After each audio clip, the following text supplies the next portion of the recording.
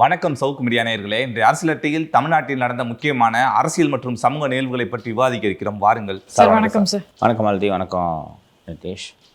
இந்த நிகழ்ச்சி தொடங்குறதுக்கு முன்னாடி ஒரு முக்கியமான விஷயத்தை ஒன்றை பேசிவிட வேண்டும், பொதுமக்கள் தெரிந்து கொள்ள வேண்டும். நேற்றைக்கு முன்னாடியோ காரில் போயிட்டு இருக்கும்போது இவங்க மாலதி நம்ம சேனல் இல்லைன்னா இவங்க கவர்மெண்ட்டுக்கு எவ்வளோ ஈஸி திமுக காரணங்களுக்கு அப்படின்னு சொல்லிட்டு சொன்னாங்க.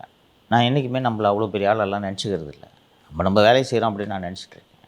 அப்புறமா அவங்க சொன்னதை யோசித்து பார்த்தா இன்றைக்கி இது போல் வலுவாக திமுகவையும் இதை நிர்வாகத்தையும் இந்த அதிகாரிகளையும் எக்ஸ்போஸ் பண்ணுறது ஒரே ஒரு மீடியா இருக்கா சொல்கிறேன். நான் not only satellite channels, print media, ஒரு மீடியா இருக்கா சொல்கிறேன். இது எதுக்காக இப்போ பேசுகிறேன்னா, பத்திரிகையாளரும் எனது நண்பருமான திரு வாராகி அவர்கள் இதே மாதிரி இந்த காவல்துறை அதிகாரிகளால் பழிவாங்கப்பட்டு குண்டர் சட்டத்தில் அடைக்கப்பட்டு மேலும் மேலும் பொய் வழக்குகளில் கைது செய்யப்பட்டு கொண்டிருந்தார். இந்த விவரத்தை எல்லாம் நம்ம நிகழ்ச்சியில் ஏற்கனவே பதிவு பண்ணியிருக்கோம். நம்ம சேனலுக்கு ஒரு முறை ஃபேமிலி பேசினதாக எனக்கு நினைவு. இது நுங்கம்பாக்கத்தில் ஒரு ஜிஜி காம்ப்ளெக்ஸில் ஒரு அலுவலகம் வச்சுருந்தார். அவர் யூடியூப் வார் ரூம்னு ஒரு யூடியூப் சேனல் வச்சுருந்தார். போன ஆண்டு செப்டம்பர் மாதம் அவர் கைது செய்யப்பட்டு அந்த ஆஃபீஸில் இருந்த ஒரு பொருளை கூட அவர் எடுக்கலை.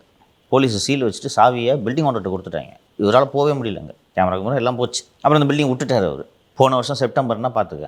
அதுக்கப்புறம் அவர் ஒரு டி நகரில் ஒரு பில்டிங்கை பிடிச்சி வாடகைக்கு இருக்கலான்னு சொல்லிவிட்டு அவர் வேலையெல்லாம் செஞ்சுட்ருக்கார். திருப்பி சிபிசிஐடியில் இன்னொரு கேஸில் அரெஸ்ட் பண்ணி அதுக்கப்புறம் ஒரு 3 கேஸை போட்டு ரிமாண்ட் பண்ணி கிட்டத்தட்ட ஒரு 3 மாதம் கழித்து அவர் வெளியே வந்தார். Chennai city police first arrest பண்ண கேஸில் மெட்ராஸ் ஹைகோர்ட் ரிமாண்டையே செட்டசைட் பண்ணி நீங்கள் ஒழுங்காக விசாரிக்கலன்னு சொல்லி சிபிசிஐடி விசாரணைக்கு உத்தரவிட்டார்கள். சிபிசிஐடி ஒழுங்காக தான் விசாரிச்சுட்டு இருந்தாங்க. இந்த மென்டல் போய் சேர்ந்த உடனே என்ன நடக்குன்றது தெரியும். சிபிசிஐடி அரெஸ்ட் பண்ணது. அதற்கு அப்புறம் வெளியில் வந்துட்டு இன்றைக்கி திரு வாராகி, இன்றைக்கி 8 மணிக்கு ஷூட்டிங்னு சொல்லியிருந்தேன்ல நான், இன்றைக்கி காலையில் 10:30 மணிக்கு டி நகரில் திரு வாராகி அவர்கள் அவரோட புதிய யூடியூப் சேனலை வார் ரூம்ன்ற அந்த சேனலை தொடங்குவதாக இன்றைக்கி திட்டம். இன்றைக்கி காலைல 10:30 மணிக்கு மூத்த வழக்கறிஞர் திரு சிங்காரவேலன் மற்றும் நான் நீ நயம் சிறப்பு விருந்தினர் வா அப்படின்னு சொல்லிட்டு கூப்பிட்டுருந்தார். இன்றைக்கி 10:30 மணிக்கு திறந்து வச்சுருக்கணும் ஆஃபீஸ். நேற்று மாலை பாண்டி பஜார் காவல் நிலையத்தால் கைது. இந்த ஏற்பாடு திருடன் ஆரோக்கிய ரவீந்திரன்ட்டு ஒரு உதவி ஆணையர் இருக்கிறார். அந்த ஆள் மேற்பார்வையில் இது கைது. ஏன்னா இந்த ஆரோக்கிய ரவீந்திரன் வெறும் கூலிப்படை இந்த மாதிரி வேலைகள்லாம் அந்த ஆள் தான் யூஸ் பண்ணுவாங்க. கைது பண்ணியிருக்காங்க. இப்போ இது உண்மையான வழக்காக கூட இருக்கலாம். ஒரு போலீஸு பொய் வழக்கு தான் போடுவாங்கன்ட்டு நம்ம சொல்ல முடியாது. வர ஏதாவது தப்பு கூட பண்ணியிருக்கலாம் இல்லையா? இது கோஇன்சிடென்ஸாக இருக்குது. இன்றைக்கி காலையில் அலுவலகம் திறப்பு, நாள் கைதுன்றது ஒரு கோஇன்சிடென்ஸாக இருந்தாலும் உண்மையான தவறாக கூட இருக்கலாம். என்ன புகார் அப்படின்ட்டு பார்த்தா, திரு வாராகி அவர்கள் இந்த டி நகரில் ஒரு அலுவலகம் வாடகை எடுத்திருக்கார் இல்லையா? அந்த அலுவலகத்தோட உரிமையாளர் அமீனா பிவி அப்படின்றவங்க தான் அந்த கட்டடத்தோட உரிமையாளர். அந்த அமீனா பிவி அவர்கள் அக்ரிமெண்ட்டு போட்டு 5 லட்ச ரூபாய் அட்வான்ஸு, 50,000 ரூபாய் மாத வாடகை கொடுத்துக்கிட்டு இருக்கிறாங்க அப்படின்னு அக்ரிமெண்ட்டு சைன்டு. 3 மாதமாக வாடகை பே பண்ணிகிட்ருக்காரு. அந்த அமீனா பிவி அவர்கள் ரியல் எஸ்டேட்டு தொழில் பண்ணுறேன்னு சொல்லிவிட்டு அந்த அலுவலகத்தை வாடகை எடுத்துகிட்டு வேறு ஏதோ வேலைக்காக அந்த வீட்டை புதுப்பித்து கொண்டிருந்ததை அறிந்து அவர் யூடியூப் சேனலில் வைக்கிறேன்றது சொல்லிட்டாரு. இது மாதிரி ஒரு சின்ன ஸ்டுடியோ ஒன்று அங்கே ரெடி பண்ணிகிட்ருக்காரு. 10 லட்ச ரூபா செலவு பண்ணியிருக்காரு. இன்டீரியர் வேலையெல்லாம் நடந்து எல்லா வேலையும் முடிஞ்ச பிறகு என்கிட்ட சொல்லிகிட்டே இருப்பார், நீங்கள் தாங்க வேலை நடந்துட்டுருங்க, நீங்கள் தாங்க திறந்து வைக்கணும் வாங்கன்ட்டு. எல்லா வேலையும் முடிஞ்சு இன்றைக்கி இனாகுரேஷன். அவங்களுக்கு தெரியும் அலிகேஷனில் என்ன இருக்குன்னா, அவங்க இந்த மாதிரி நீங்கள் வேறு ஏதோ வேலைக்காக பண்ணுறீங்க, அட்வான்ஸை திருப்பி கொடுத்துட்றேன், வீட்டை காலி செய்யுங்க அப்படின்னு சொன்ன உடனே 2-3 கெட்டவாத்தெல்லாம் சொல்லிவிட்டு என்ன காலி பண்ண சொல்லுவியா, உன்னையும் உனது கணவரையும் வருமான வரித்துறையில் மாட்டி விட்டுட்டு ரோட்டுக்கு வர வச்சுருவேன், இதோடு வீட்டை மறந்துடுங்க, இல்லாட்டி உங்களை காலி பண்ணிவிடுவேன், நான் பல கேஸை பார்த்தவன், இவ்வளோ தான் சார்ஜ். ஓகேவா? கெட்ட வார்த்தையில் திட்டினதுக்கு 294B. கெட்ட வார்த்தை என்னென்னா, அது எஃப்ஐஆர் எழுதும் போதே போட்டுக்குவாங்க, ஒரு வார்த்தை சேர்த்துக்குவாங்க. மெட்ராஸ்காரன் இல்லைல்ல, ஜெயபிரஸ்ட கேளு, எல்லாத்துக்கும் சேர்த்துப்பாங்க. அதை என்ன சேர்த்துட்டாங்க ஒன்று. ஓகேவா? அப்புறம் உங்களை காலி பண்ணிவிடுவேன், கொலை மிரட்டு வந்துருச்சா? 3வது, இந்த ஒரு பெண்ணுக்கிட்ட இப்படி பேசுகிறாருல, விமன் ஹராஸ்மெண்ட் முடிஞ்சா? உங்களை காலி பண்ணிடுவேன்னா வீட்டை கூட காலி பண்ணுறதா சொல்லலாம்ல? இல்லை, நான் உங்களை காலி பண்ணிவிடுவேன்னு சொல்ல, வீட்டை தான் காலி பண்ணிவிடுவேன் அப்படின்னு நான் சொன்னேன்றதை நீ ட்ரையலில் ப்ரூவ் பண்ணிக்க. ஸோ அரெஸ்டட், ரைட்டா? எப்படி இது சம்பவம் சீக்வன்ஸ் நடக்குதுன்றது சொல்கிறேன். இந்த ஐஸ்கிரீமுக்கு தெரிஞ்சிச்சு வரைய ஆஃபீஸ் ஓப்பன் பண்ணுறாருன்னு தெரிஞ்சிச்சு. ஆஃபீஸை நடத்த விடக்கூடாது, காலி பண்ணணும். பில்டிங் ஓனரை வர வைக்கிறாங்க. பில்டிங் ஓனர் வந்ததும் போன உடனே இவனுக்கு போய் வீடு கொடுத்துருக்க, காலி பண்ண வை. அவங்க ஒரு பயஸ் முஸ்லீம் ஃபேமிலி, இந்த இறைவனுக்கு அஞ்சக்கூடிய ஒரு நம்பிக்கையான ஒரு அமைதியான இஸ்லாமிய குடும்பத்தை சேர்ந்தவர்கள். அவர் இல்லை சார், அவர் ஒழுங்காக தான் சார் வச்சுருக்காரு, எந்த தப்பு வழியும் பண்ணல, 3 மாதமாக வாடகை கொடுத்துருக்காரு, இன்னும் ஒரு பிஸ்னஸே ஸ்டார்ட் பண்ணல, இன்டர்வியூ வேலை நடக்கும்போதே ஒரு வாடகை கொடுத்துருக்காரு சார், எங்களுக்கு ஒன்றும் பிரச்சனை இல்லை சார் அப்படின்னு சொன்ன உடனே அனுப்பிச்சி விட்றாங்க. வந்துட்டு வராகிக்கிட்ட பேசுகிறார். சார் கூப்பிட்டாங்க சார் அப்படின்னோடனே என்னங்க சொன்னாங்க அப்படின்னோடனே, இல்லை சார் இந்த மாதிரி இதுன்னு சொன்னாங்க, நீங்கள் தைரியமாக போராடுங்க சார், உங்களை மாதிரி ஆள் வேணும், நீங்கள் இதுக்கெல்லாம் பயப்படாதீங்க சார் அப்படின்னா வாராகி என்ன சொல்கிறாரு, நீங்கள் இல்லை சார் அவனுக்கு தெரியாமல் கொடுத்துட்டேன்ற மாதிரி நீங்கள் அங்கே பேசுங்க, இங்கே ஒன்றும் பிரச்சனை இல்லை, எனக்கு பிரச்சனை வந்தால் நான் பார்த்துக்கிறேன், நீங்கள் உங்களை சேஃப்டி பண்ணிக்கங்க அப்படின்ட்டு அவர் சொல்கிறாரு. அவர் இல்லை சார் உங்களை மாதிரி ஆளெல்லாம் வேணும், தைரியமாக பேசுங்க அப்படின்ட்டு பேசுகிறாரு. இது ஒரு 3 நாளைக்கு முன்னாடி நடக்கிற உரையாடல். இது ஆடியோ பதிவு இருக்குது, நீங்கள் போடுங்க, கேட்கட்டும், ஜனம் கேட்கட்டும் என்ன நடந்துச்சுன்னு, அவர் எப்படி பேசுகிறாருன்றதை பாருங்கள். அப்போ இன்னைக்கு போனீங்களா நேற்று போனீங்களா போலீஸ் ஸ்டேஷனுக்கு? நேத்து நைட்டு. ஓ, என்ன பார்த்துட்டு அப்போ போகிறீங்க? யார் இன்ஸ்பெக்டர் பார்த்தீங்களா? இன்ஸ்பெக்டர் பார்த்தீங்களா? ஆமா, இன்ஸ்பெக்டர் பார்த்து இது பண்ணிட்டாங்க. என்னதான் சொல்கிறாருங்க ஐயா? உங்களை வந்து சொல்றாங்க, அதெல்லாம் உங்களுக்கு தெரியும், சொல்லணும் தேவையில்ல. சரிங்க, நீங்கள் கம்ப்ளைண்ட் காலி பண்ண கம்ப்ளைண்ட் நாளைக்கு உங்களுக்கு சப்போர்ட் பண்ண மாதிரி வச்சுருக்காங்க. சரி சரி சரி சரி சரி சார், நான் அங்கேயும் பார்க்கணும் இதையும் பார்க்கணும்ல, அதனால சரி சார் பண்ணிக்கலாம் அப்படின்னு சொல்லிட்டு கம்ப்ளைண்ட் கொடுக்க சொன்னா கம்ப்ளைண்ட் கொடுத்தோம். இல்லை, காமன் மேன் எப்பவுமே போலீஸ்க்கு இப்போ யோசிச்சு தான் வரணும், அதில் ஒன்றும் பிரச்சனையே கிடையாது. நான் உங்களை எதுவுமே பேசுனதுல பிரச்சனை கிடையாது. இவங்க என்ன காலி பண்ண மாட்டாருன்னு இப்போ எப்படி சொல்கிறது கேட்கணும்னு நீங்கள் ஒரு வார்த்தையாது. ஏயா 3 வாரம் தானே ஆகுது. இல்ல அதுதான் சார், வந்து அவங்க சொல்றது எதுக்கு சொல்றாங்கன்னு புரிஞ்சுக்கிட்டான். சரி சரி சரி சரி, அதாவது உங்களை வந்து பண்ண முடியல, சரி எங்க மூலமா பண்ண நினைக்கிறாங்க. அப்போ நீங்க எவ்வளவு போல்டு மேன், ஒரு அயன் மேன்ங்கிறது எங்களுக்கு தெரிஞ்சுக்கிட்டான். சரிங்க சரிங்க சரிங்க சரிங்க, கடவுள் இருக்காருங்க, பார்த்துக்கலாம், ஒன்றும் பிரச்சனை இல்லையா. இந்த மாதிரி தான் எல்லார்கிட்டையும் பொய் வழக்கா கேட்டு கேட்டு கேட்டு கேட்டு கேட்டு கேட்டு வாங்கி வாங்கி வாங்கி வச்சுக்கிறது. இது அவருக்கு சென்னை மாநகர கமிஷனர் அருணுக்கு வந்து பைத்தியம் பிடிச்சி போய் ரொம்ப சுத்துறாரு. இப்போ வேற ஒன்றும் பண்ண முடியல, ஏன்னா இவங்கள இதுக்கு மேலே என்ன பண்ண முடியலையே, நம்ம முன்னாடியே நிற்கிறானுங்களே. அப்போ இந்த மாதிரி காமன் மேனை கூப்பிட்டு மிரட்டி கம்ப்ளைண்ட் வாங்கிட்டா பிரச்சனையை முடிச்சுக்கலாம்னு நினைக்கிறாரு. அதான் நினைக்கிறேன். அப்படியே இருக்கட்டும், பரவாயில்லைங்க, எது வந்தாலும் நம்ம ஃபேஸ் பண்ண தான் போறோம். இல்ல இல்ல, அது நீங்க ஃபேஸ் பண்ணீங்க எனக்கு தெரியும். நல்லதுங்க, நான் உங்களை பத்தி புரிஞ்சுக்கிட்டேன். நல்லதுங்க. அதனாலதான் நீங்க வந்து நாளைக்கு ஒண்ணு நினைக்க கூடாது. ஐயா, எனக்கு நீங்க ஒரு வார்த்தை நேற்று சொன்னீங்க பாருங்க, கடவுள் வந்து இருக்கிறாரு. நான் போகும்போது என்கிட்ட தம்பி ஒருத்தன் நம்ம சேர்த்து வந்தான்ல அட்வொகேட்டு. ஆமா ஆமா ஆமா அண்ணே, ஆமா, உங்களால பயனடைஞ்ச அதிகாரி எத்தனை பேர் எனக்கு கூட வந்து பார்த்துருக்கேன். நேற்று வந்த பில்டிங் ஓனர் வந்து அவர் சொன்ன ஒரு விதம் தான் நான் கீழே சொன்னார்னே வார்த்தையை, இவர் மாதிரி மனிதர்களுக்கு தானே மழை பெய்யுது. உண்மைக்காக எனக்கு நியாயம் இல்ல. இல்ல, நீங்க தப்பு என்கிட்ட செஞ்சீங்கன்னா நான் உங்கள்ட்ட இது பண்ணலாம் கண்டிப்பா ஐயா. ஆனா ஒண்ணுமே இல்லாததுக்கு உங்களை வந்து பண்ணாததுக்கு என்னைய டார்க் பண்றது வந்து இல்ல சரியில்லை. எனக்கு அது நான் ஒரே விஷயம் சொல்றேன், கடவுள் வந்து நல்ல மனிதர்களை கண்டிப்பா இருக்கிறாங்கிறதுக்கு இதெல்லாம் ஒரு உதாரணம். நேற்று நான் பார்த்ததில்ல. அவர் ஒரு நெகிழ்ந்து போய் பேசுகிறாரு வராகி, சார் நீங்கள் ரொம்ப ஒரு கடவுள் மாதிரி வந்து உதவி பண்ணுறீங்க நீங்கள் அப்படின்ட்டுலாம் கொஞ்ச நேரம் நல்லா சந்தோஷமாக பேசிக்கிறாங்க. அதற்கு பிறகு போலீஸு ஒய்ஃபை கூப்பிட்டு போயிடுறாங்க. இந்த அமீனா பீவின்ட்டு இருக்காங்கல்ல, ஒய்ஃபை கூப்பிட்டு போயிடுறாங்க. ஒய்ஃபை கூப்பிட்டு போலீஸ் ஸ்டேஷனில் வச்சுட்டு என்னென்ன பேசியிருப்பாங்கன்னு தெரியும். அதுவும் இந்த ஆரோக்கிய ரவீந்திரலாம் இருக்கானே அரமெண்டலு, எப்படி சமாளிப்பாங்க? ஹலோ, வணக்கம் சார், நான் சாரோட வராகி சார் மிஸ்ஸஸ் பேசுகிறேங்க. சொல்லுங்க, நல்லா இருக்கீங்களா? நல்லா இருக்கோம், நீங்கள் நல்லா இருக்கீங்களா? நல்லா இருக்கவா, சொல்லுங்க. சரி சரி, நீங்கள் கம்ப்ளைண்ட் ஏதாவது வாங்கினாங்களா மேம் போலீஸு? ஆமாம்மா ஆமாம்மா ஆமாம். என்ன மேம்? ஒன்றும் சொல்லலை, நீங்கள் கம்ப்ளைண்ட் எழுதி கொடுங்க, நாங்கள் எங்களுக்கு கொடுக்க விருப்பம் கிடையாது, எங்களுக்கு சார் என்ன தெரியும். ஓகே, ஆனாலும் அவங்க கம்பல் பண்ணதுனால தான் நான் இது பண்ணிட்டு வந்தேன். அதான் என்னென்னு எழுதி கொடுத்துருக்கீங்க மேம்? என் பேரில் தான் அக்ரிமெண்ட் இருக்குது, அதனால என்ன வர சொல்லிட்டாங்க. ஓகே ஓகே, யார் மேம் போலீஸ் கம்பல் பண்ணி வாங்கிட்டாங்களா உங்ககிட்ட? ஆமாம் ஆமாம். அவரை கூப்பிட்டு பேசுகிறாங்க போலீஸு, சமாளிச்சிட்டாரு. நீங்கள் இருங்க தம்பி, நீங்கள் ஒன்றும் கவலைப்படாதீங்க, நீங்கள் உங்கள் வேலையை பாருங்கள் அப்படின்ட்டு. ஒய்ஃபை கூப்பிட்டு பேசின உடனே அவரோட துணியே மாறுது. ஸோ புகார் என்னென்னா, ஒய்ஃபும் ஹஸ்பண்டும் வராகியை பார்க்க போகிறாங்க. பார்க்க போகும்போது அவர் இந்த மாதிரி இப்போ நான் சொன்னதெல்லாம் பேசி கொலை மிரட்டல் விடுத்து இந்த விமன் ஹராஸ்மெண்ட் பண்ணிட்டாருன்றது தான் சார்ஜ். ரைட்டா? எஃப்ஐஆர் போட்டாச்சு. அரெஸ்ட் பண்ணி மேஜிஸ்ட்ரேட்டை கூப்பிட்டு போகிறாங்க. சம்பவம் என்று நடக்கிறது 28/11/2025 இரவு 8 மணிக்கு இந்த சம்பவம் நடக்கிறது. ரைட்டா? இன்னொரு முக்கியமான விஷயம், இந்த சம்பவம் நடக்குது இல்லையா, 28/11 இரவு 8 மணிக்கு. இந்த அமீனா பீவி அந்த பில்டிங்கே போயிருக்காங்க. ஹஸ்பண்டும் பையனும் போயிருக்காங்க. அமீனா பீவியோட கணவர் திரு பக்கீர் மொய்தீன் இந்த ஃபோனில் பேசுகிறாருன்னு சொன்னேன்ல, அவரும் அவர் பையனும் போயிருக்காங்க. வரகி ரூமில் உட்காந்து பேசியிருக்காங்க. ஒரு 40 நிமிஷம் பேசியிருக்காங்க. 7:40க்கு பில்டிங்கை விட்டு வெளில போயிட்டாங்க. அவங்க 3 பேரும் என்ன பேசுனாங்கன்ற சிசிடிவி ஃபுட்டேஜ் வராகிட்டு இருக்குது வித் ஆடியோ. இப்போ நீங்கள் ஆடியோ இல்லைன்னா கூட இப்படி கையை இப்படி நீட்டதை பார்த்துட்டு உன்னை கொல்லாமல் விட மாட்டேன், இதை பாருங்கள் கையை நீட்டி சொல்கிறான்னு சொல்லலாம். ஆடியோவோடு இருக்குது. சரியா? 7:41க்கு தே லெஃப்ட் த ப்ரிமைசஸ். ஒன்றாச்சா? புகார் கொடுத்தது அமீனா பீவி. அமீனா பீவி அங்கே வரவே இல்லை. விமன் ஹராஸ்மெண்ட் இப்படி வரும். இதை நேற்று இரவு 10:30 மணிக்கு நீதிமன்ற நடுவரிடம் ஆஜர்படுத்துவதற்காக கொண்டு செல்கிறார்கள் வரகியை.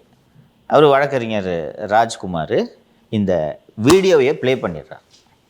அண்டு சமீபத்தில் உச்சநீதிமன்றம் ஒரு முக்கியமான தீர்ப்பு, ஓய்வு பெற்ற தலைமை நீதிபதி திரு கவாய் அவர்கள் தலைமையிலான அமர்வு ஒரு முக்கியமான தீர்ப்பு, என்ன தீர்ப்பு கொடுத்துருக்கிறது என்றால், உன்னை அரெஸ்ட் பண்ணுற சமயத்தில் கிரவுண்ட்ஸ் ஆஃப் அரெஸ்ட்டை உனக்கு இன்ஃபார்ம் பண்ணிடணும். உங்களை இந்த வழக்குக்கு இப்போ நான் படித்தேன்ல, இது வந்து கிரவுண்ட்ஸ் இன்ஃபார்ம் பண்ணுறதுக்கான இந்த படிவம். இது பண்ணாமல் பண்ணக்கூடாது. அப்படி நீங்கள் இந்த கிரவுண்ட்ஸ் ஆஃப் அரெஸ்ட் இன்ஃபார்ம் பண்ணாமல் அரெஸ்ட் பண்ணிங்கன்னா அந்த ரிமாண்டு செல்லாதுன்னு உச்சநீதிமன்றம் சொல்லியிருக்கிறது. இவங்க வர கூட்டிகிட்டு போயிட்டாங்க மேஜிஸ்ட்ரேட்கிட்ட.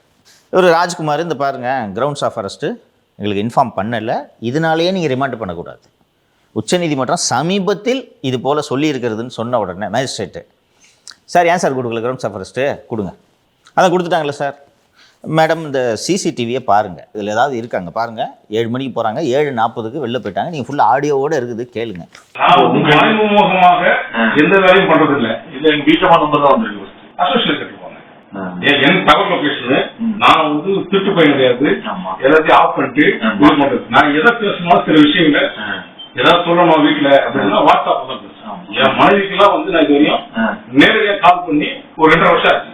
எல்லாமே வாட்ஸ்அப் கால் தான், வேற வழி கிடையாது. ஏன்னா நாம ஒரு விஷயம் சொல்லுவோம், அதை எடுத்துக்கிட்டு அவங்க வாங்க கூடாது. இந்த டவர் லொகேஷனா எனக்கு நல்லாவே கொஞ்சம் கூப்பிடும் போது எனக்கு கேட்க பிரச்சனை காலில் பேசிட்டேன். டக்குன்னு வந்து உங்களுக்கான வாட்ஸ்அப் காலில் வரணும்னு நினைச்சேன். நீ ஃபர்ஸ்ட் காலில் வந்ததுனால அப்புறம் நீங்க அடுத்த காலில் வரும் நான் பேசிட்டே வந்தேன். இல்ல அது நீங்க பில்டிங் ஓனர் நீங்க நான் ஒரு விஷயம் கேட்குறீங்க, தப்பான தொழில் பண்றவங்க தான் பயந்து ஓடணும். யாரையும் நான் எந்த விஷயம் சொல்லுவேன், என் மீது வந்து இத்தனை வழக்கு போட்டாங்க, நெல்லி கேட்கிறேன். இன்னைக்கு நாளைக்கு நிகழ்ச்சிக்கு வர போறதுக்கு எல்லாமே சமுதாயத்துல பெரிய அதையும் நான் 3ஆ பிரிச்சிட்டேன். ஃபர்ஸ்ட் 10 மணிக்கு இருந்து ஆரம்பிச்சு 12 மணிக்குள்ள 1 மணி நேரம் பேசி 10 பேர் சரி. அதுக்கு அடுத்து செவ்வாய்க்கிழமை அங்க 10 பேர் புரியுதுங்களா? 3 நாள் 4 நாளுக்கு அந்த மாதிரி பிரிச்சிட்டேன். ஏன்னா இடம் தாங்காது. ஆமா ஆமா, நட்பு ரீதியா நான் கூப்பிட்டா வந்துருவாங்கன்றதுனால இன்னைக்கு கூட ஒண்ணு இல்லை. காதல் போனீங்க இது மாதிரி நிகழ்ச்சி எப்படி அலுவலகம் தரேன் 1.5 வருஷம் ஆச்சா அப்படின்னா ஆமாங்க சரி வந்துடுறேன். எத்தனை மணிக்கு வரணும்? ஒரு 11 மணிக்கா வரணும் சார். இதெல்லாம் நீங்கள் பெயிலில் ஆர்கியூ பண்ணிக்கிங்க சார். உங்கள் மேஜிஸ்ட்ரேட்டு, நான் டியூட்டி மேஜிஸ்ட்ரேட்டு. இந்த சனி மற்றும் ஞாயிற்றுக்கிழமைகளில் சைதாப்பேட்டை கோர்ட்டுக்கு ஒரு மேஜிஸ்ட்ரேட்டு, எக்மூர் கோர்ட்டுக்கு ஒரு மேஜிஸ்ட்ரேட்டு, டியூட்டி மேஜிஸ்ட்ரேட்டுன்னு போடுவாங்க. அவங்க எந்த வழக்கம் வந்தாலும் அவங்ககிட்ட கொண்டு போகலாம், they will remand. Regular magistrate, அந்த கோர்ட்டுக்குன்னு உள்ள மேஜிஸ்ட்ரேட்டு மண்டே டு ஃப்ரைடே எந்த வழக்கு போட்டாலும் எத்தனை மணி ஆனாலும் சம்மந்தப்பட்ட மேஜிஸ்ட்ரேட்டு தான் போடணும். இவங்களும் மேஜிஸ்ட்ரேட்டு தான், இவங்க தானே ஜெயிலுக்கு அனுப்புகிறாங்க. என்னையா இது சிசிடிவியில் பார்த்தேன்னா அவங்க வரவே இல்லை. 28ஆம் தேதி சம்பவம் நடந்தால் தான் நீ சொல்கிற அன்னைக்கு அந்த புகார்தாரரே வரல. என்ன பேசுனாங்கன்னா ஆடியோவில் இருக்குது. அப்போ என்ன கேஸ் இது சொல்லணும்ல நீதிபதி? இல்லை திட்டினதே அந்த விமனை தான், கெட்ட வார்த்தை. ஆமாம், விமன் எங்கே? விமனே வரலன்னா அப்போ கேஸ் நிற்காது தான் தம்பி. ட்ரையலில் போய் பார்த்துக்க. இல்லை சார், நீதிபதி அவர்கள் ரிமாண்ட் பண்ணுறப்ப அவங்களால முடியுது, அவங்களால ரிமாண்ட் பண்ண முடியாதுன்னு மட்டும் எப்படி சார் சொல்ல முடியாமல் இருக்கும்? இருக்குது, பவர் இருக்குது. மேஜிஸ்ட்ரேட்ஸ் தான் அந்த லைஃப் அண்ட் லிபர்ட்டியை டிஃபெண்ட் பண்ணுறதுல ஃபர்ஸ்ட் பில்லர். ஏன்னா அவங்க தான் ரிமாண்ட் பண்ணுவாங்க, அங்கே தான் கொண்டு போய் நிறுத்தணும். இங்கே ஒரு சைதாப்பேட்டையில் ஒரு 11th மேஜிஸ்ட்ரேட் இருந்தார் ஒருத்தர், அப்துல் ரஹ்மான் ஆர் சம்திங். என்ன இப்படி தான் சொன்னார், சார் இந்த துப்புரவு தொழிலாளர்களை பற்றி பேசுனன்றது 2 பிரிவினருக்கே வன்முறை அப்படின்னு நீங்கள் சொல்கிறீங்க, துப்புரவு தொழிலாளர்கள் குஷ்டு தூங்குறாங்கன்னு சொல்கிறாரு இவர். இதில் 2 பிரிவு எங்கே சார்? புளியந்தோப்பில் சாரியாக வந்து புகார் கொடுத்துக்கிட்டு இருக்காங்க சார் அப்படின்னாரு இன்ஸ்பெக்டர், ஒரு ஆப்ரஹாமா ஒரு இன்ஸ்பெக்டர். சரி சார் சாரியா வராங்க, அவங்க ஒரு பிரிவு. இன்னொரு பிரிவு எங்கே?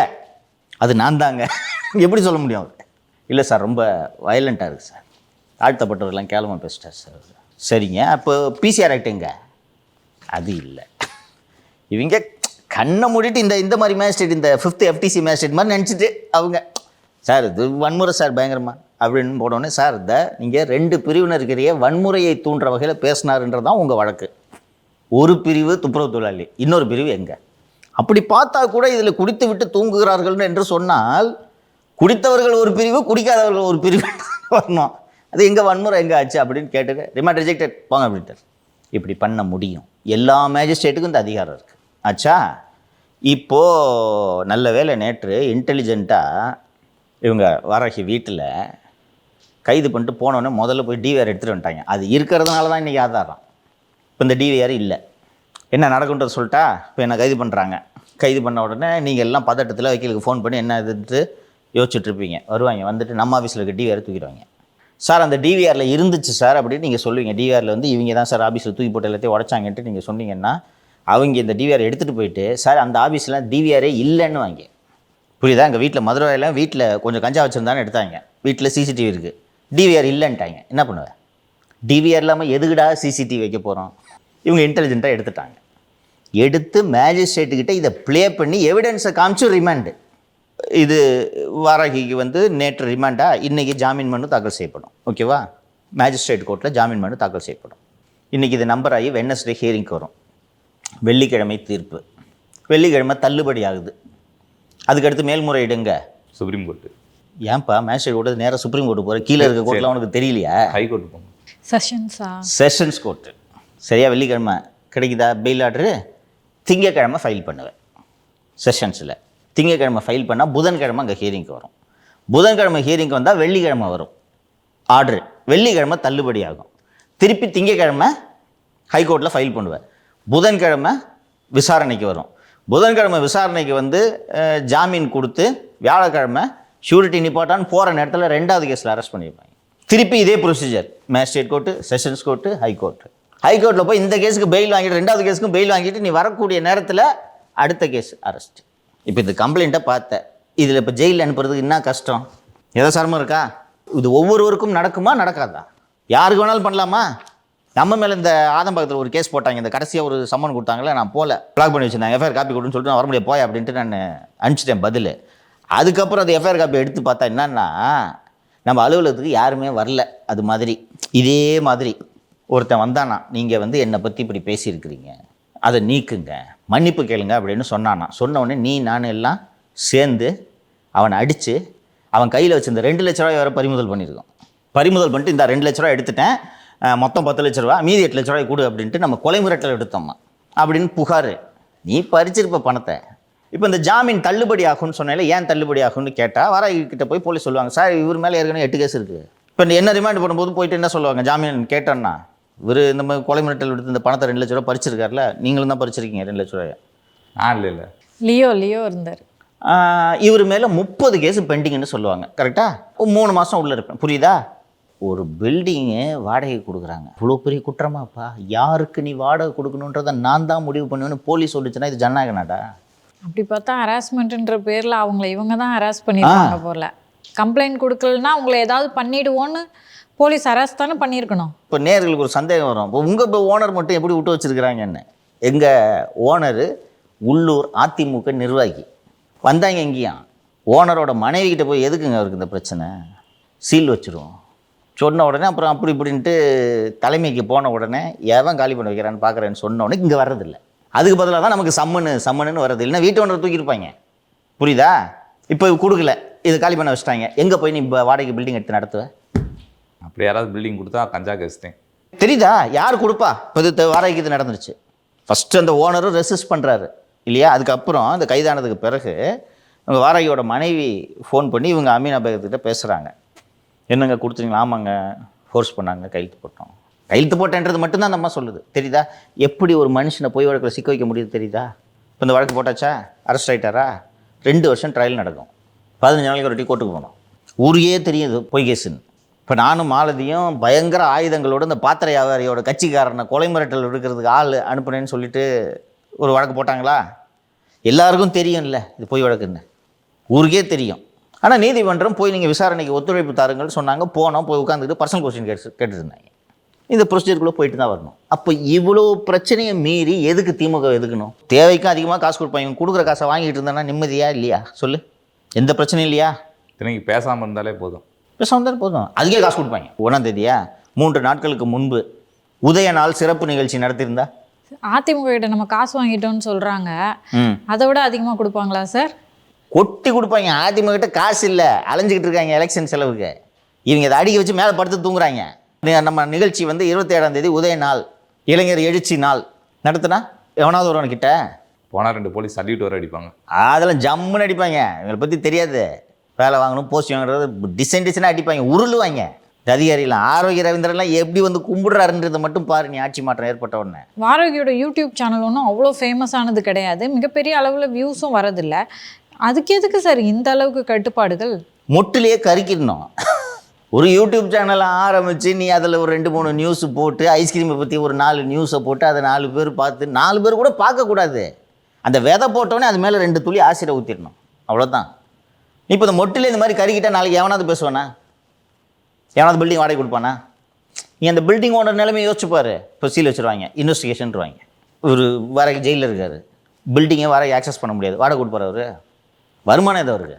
இப்போ இதுக்கு நான் இப்போ சொன்ன 3 கோர்ட்டு சொன்னேன் இல்லை, magistrate court, sessions court, high court, திருப்பி magistrate court, sessions court, high court, வக்கீல் செலவு என்னாச்சு தெரியுதா?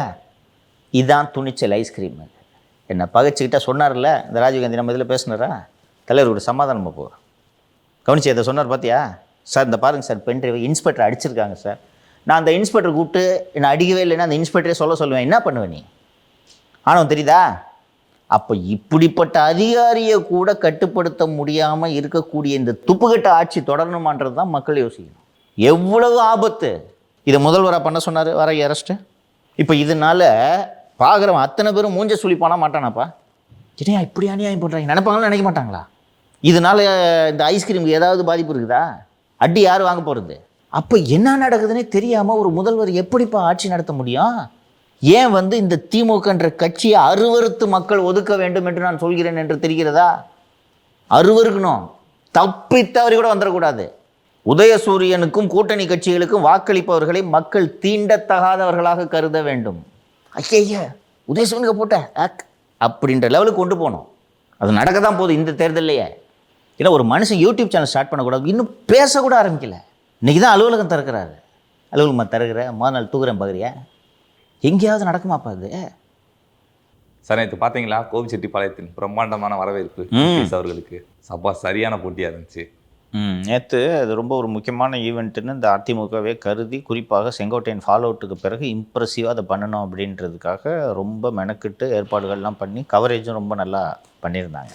அதிசயமாக நேற்று ஏடிஎம்கே ஐடிவிங்கெலாம் நேற்று ட்வீட்டெல்லாம் போட்டு இது மாதிரி கோபியில் எடப்பாடியார் அப்படின்லாம் பண்ணிட்டு இருந்தாங்க. அந்த அளவுக்கு இன்ஸ்ட்ரக்ஷன் போயிருக்கு போல இருக்கு. இருக்கும், அப்படி தான் ஒரு கட்சி அணுகணும். அது ஒரு ஐயோ செங்கோட்டையனே போய் விட்டாரே அவ்வளவுதான், ஐயோ போச்சு அப்படின்ட்டுலாம் நீங்கள் பண்ணீங்கல்ல, எங்கள் கோட்டை அப்படின்றத நிரூபிக்கணும். ஒரு கட்சி அமைதியாக இருந்துட்டு வேறு ஏதாவது ஒரு இடத்துல போயிருந்தாங்கன்னா பார்த்தியா தூக்கிட்டார் அண்ணன் அப்படின்ட்டு நினச்சிருப்பாங்க. அங்கே போய் காட்டணும். ஸோ அவரோட ஸ்பீச்சிலேருந்து கீ டேக்அவேஸ் என்னென்ன பேசுனதில் எது முக்கியம்ன்ட்டு நீ கருதுற? 2026 ஆட்சிக்கு வந்துட்டு வெற்றி விழாவை கோபிச்செட்டிப்பாளையத்தில் கொண்டாடுவோம்னு சொல்லிட்டு சொன்னார். கோபி தொகுதி தமிழகத்திலேயே விஐபி தொகுதியாக இருக்கும்னாரு. என் சொந்த தொகுதியை விட இது முக்கியமான தொகுதியாக இருக்கும் அப்படின்னாரு. அப்போ எப்படி மாற்றி போடுவாங்க? வேறு என்ன கீ டேக்அவே என்ன? இவரை நாங்கள் எடுத்தோம் கௌதம் நீ கிடையாது. ஒரு 2-3 வருஷமாகவே கட்சிக்கு எதிரான செயல்பாடுகள்லாம் செஞ்சுட்டு இருந்தார். அதிமுக வந்து அத்திக்கடவு அவிநாசி திட்டத்துக்கு வந்து அந்த பாராட்டு விழா வச்சுருந்தோம். அங்கே வந்துட்டு எம்ஜிஆர் அவர்கள் போட்டாவையும் அம்மா ஃபோட்டோ வைக்கலன்னு சொல்லிட்டு நிகழ்ச்சியில் பங்கேற்கல. ஆனால் வந்து அரசு சார்பில் கலைஞர் ஃபோட்டோ, மு க ஸ்டாலின் அவர்கள் ஃபோட்டோ வைக்கிறோம், அந்த நிகழ்ச்சியில் போய் பங்கேற்கிறாரு. அப்புறம் டிஜிபி விவகாரத்தை பற்றி மறுபடியும் பேசியிருந்தார் சார். இப்போ இது வரைக்கும் பேசுனதை பார்ப்போம். அவர் என்ன சொல்கிறாருன்னா, நான் இவரை உடனடியாக அவர் ஏதோ வேண்டுமென்றே காழ்ப்புணர்ச்சியோடு நீக்கவில்லை. 2-3 வருஷமாக இவரோட செயல்பாடுகளை பார்த்துக்கிட்டு இருக்கோம் அப்படின்ட்டு இந்த ஒரு வைத்தியலிங்கம் அவர்கள் பேசிய ஒரு வீடியோ ஒன்று போட்டு காமிச்சு அவர் என்ன சொல்லியிருக்கார் பார்த்தீங்களா? எங்கள் கூட இருந்துக்கிட்டே அசெம்பிளி நடக்கும்போது கேன்டீனில் போய் வைத்தியலிங்கத்து கூட டீல் பேசிக்கிட்டு இருந்தார் இவர். அதெல்லாம் எங்களுக்கு தெரியும், பொறுமையாக இருந்தோம். அப்புறம் இந்த அத்திக்கடவு அவிநாசி திட்டம் நடந்துச்சு. அதில் எம்ஜிஆர் அம்மா படம் இல்லை அப்படின்ற காரணத்துக்காக நான் அந்த நிகழ்ச்சியில் கலந்துக்க மாட்டேன்ட்டு புறக்கணித்தார். ஆனால் அரசு சார்பில் சைக்கிள் வழங்கும் விழாவில் கருணாநிதி ஸ்டாலின் படம் இருக்குது, அதில் போய் கலந்துக்கிறாரு. அப்போவும் பொறுமையாக இருந்தோம். அப்புறம் எல்லாரையும் ஒன்றா சேர்க்கணுன்னு கெடு விதிக்கிறாரு. நாங்கள் எப்படி வேடிக்கை பார்த்துட்ருக்க முடியும்? அப்போ கூட சரி மூத்தவராச்சே அப்படின்றதுனால கட்சி பதவிகளை மட்டும் தூக்கினோம். அதுக்கப்புறம் ஒரு தேவர் திருமகனாரோட அந்த நிகழ்ச்சியில் அந்த ஊருக்கு போயிட்டு இந்த கட்சியை அழிக்கணும்னு நினைக்கிறவங்க கூட சேர்ந்துக்கிட்டு நிற்கும்போது எப்படி வேடிக்கை பார்த்துட்டு இருக்க முடியும்? போதுமான வாய்ப்புகள் செங்கோட்டையனுக்கு கொடுக்கப்பட்டது. பொதுக்குழுவில் தீர்மானமே வந்து ஏற்றிருக்கோம், கட்சியிலேருந்து நீக்கப்பட்டவங்க யாரு கூடயும் தொடர்பில் இருக்கக்கூடாது.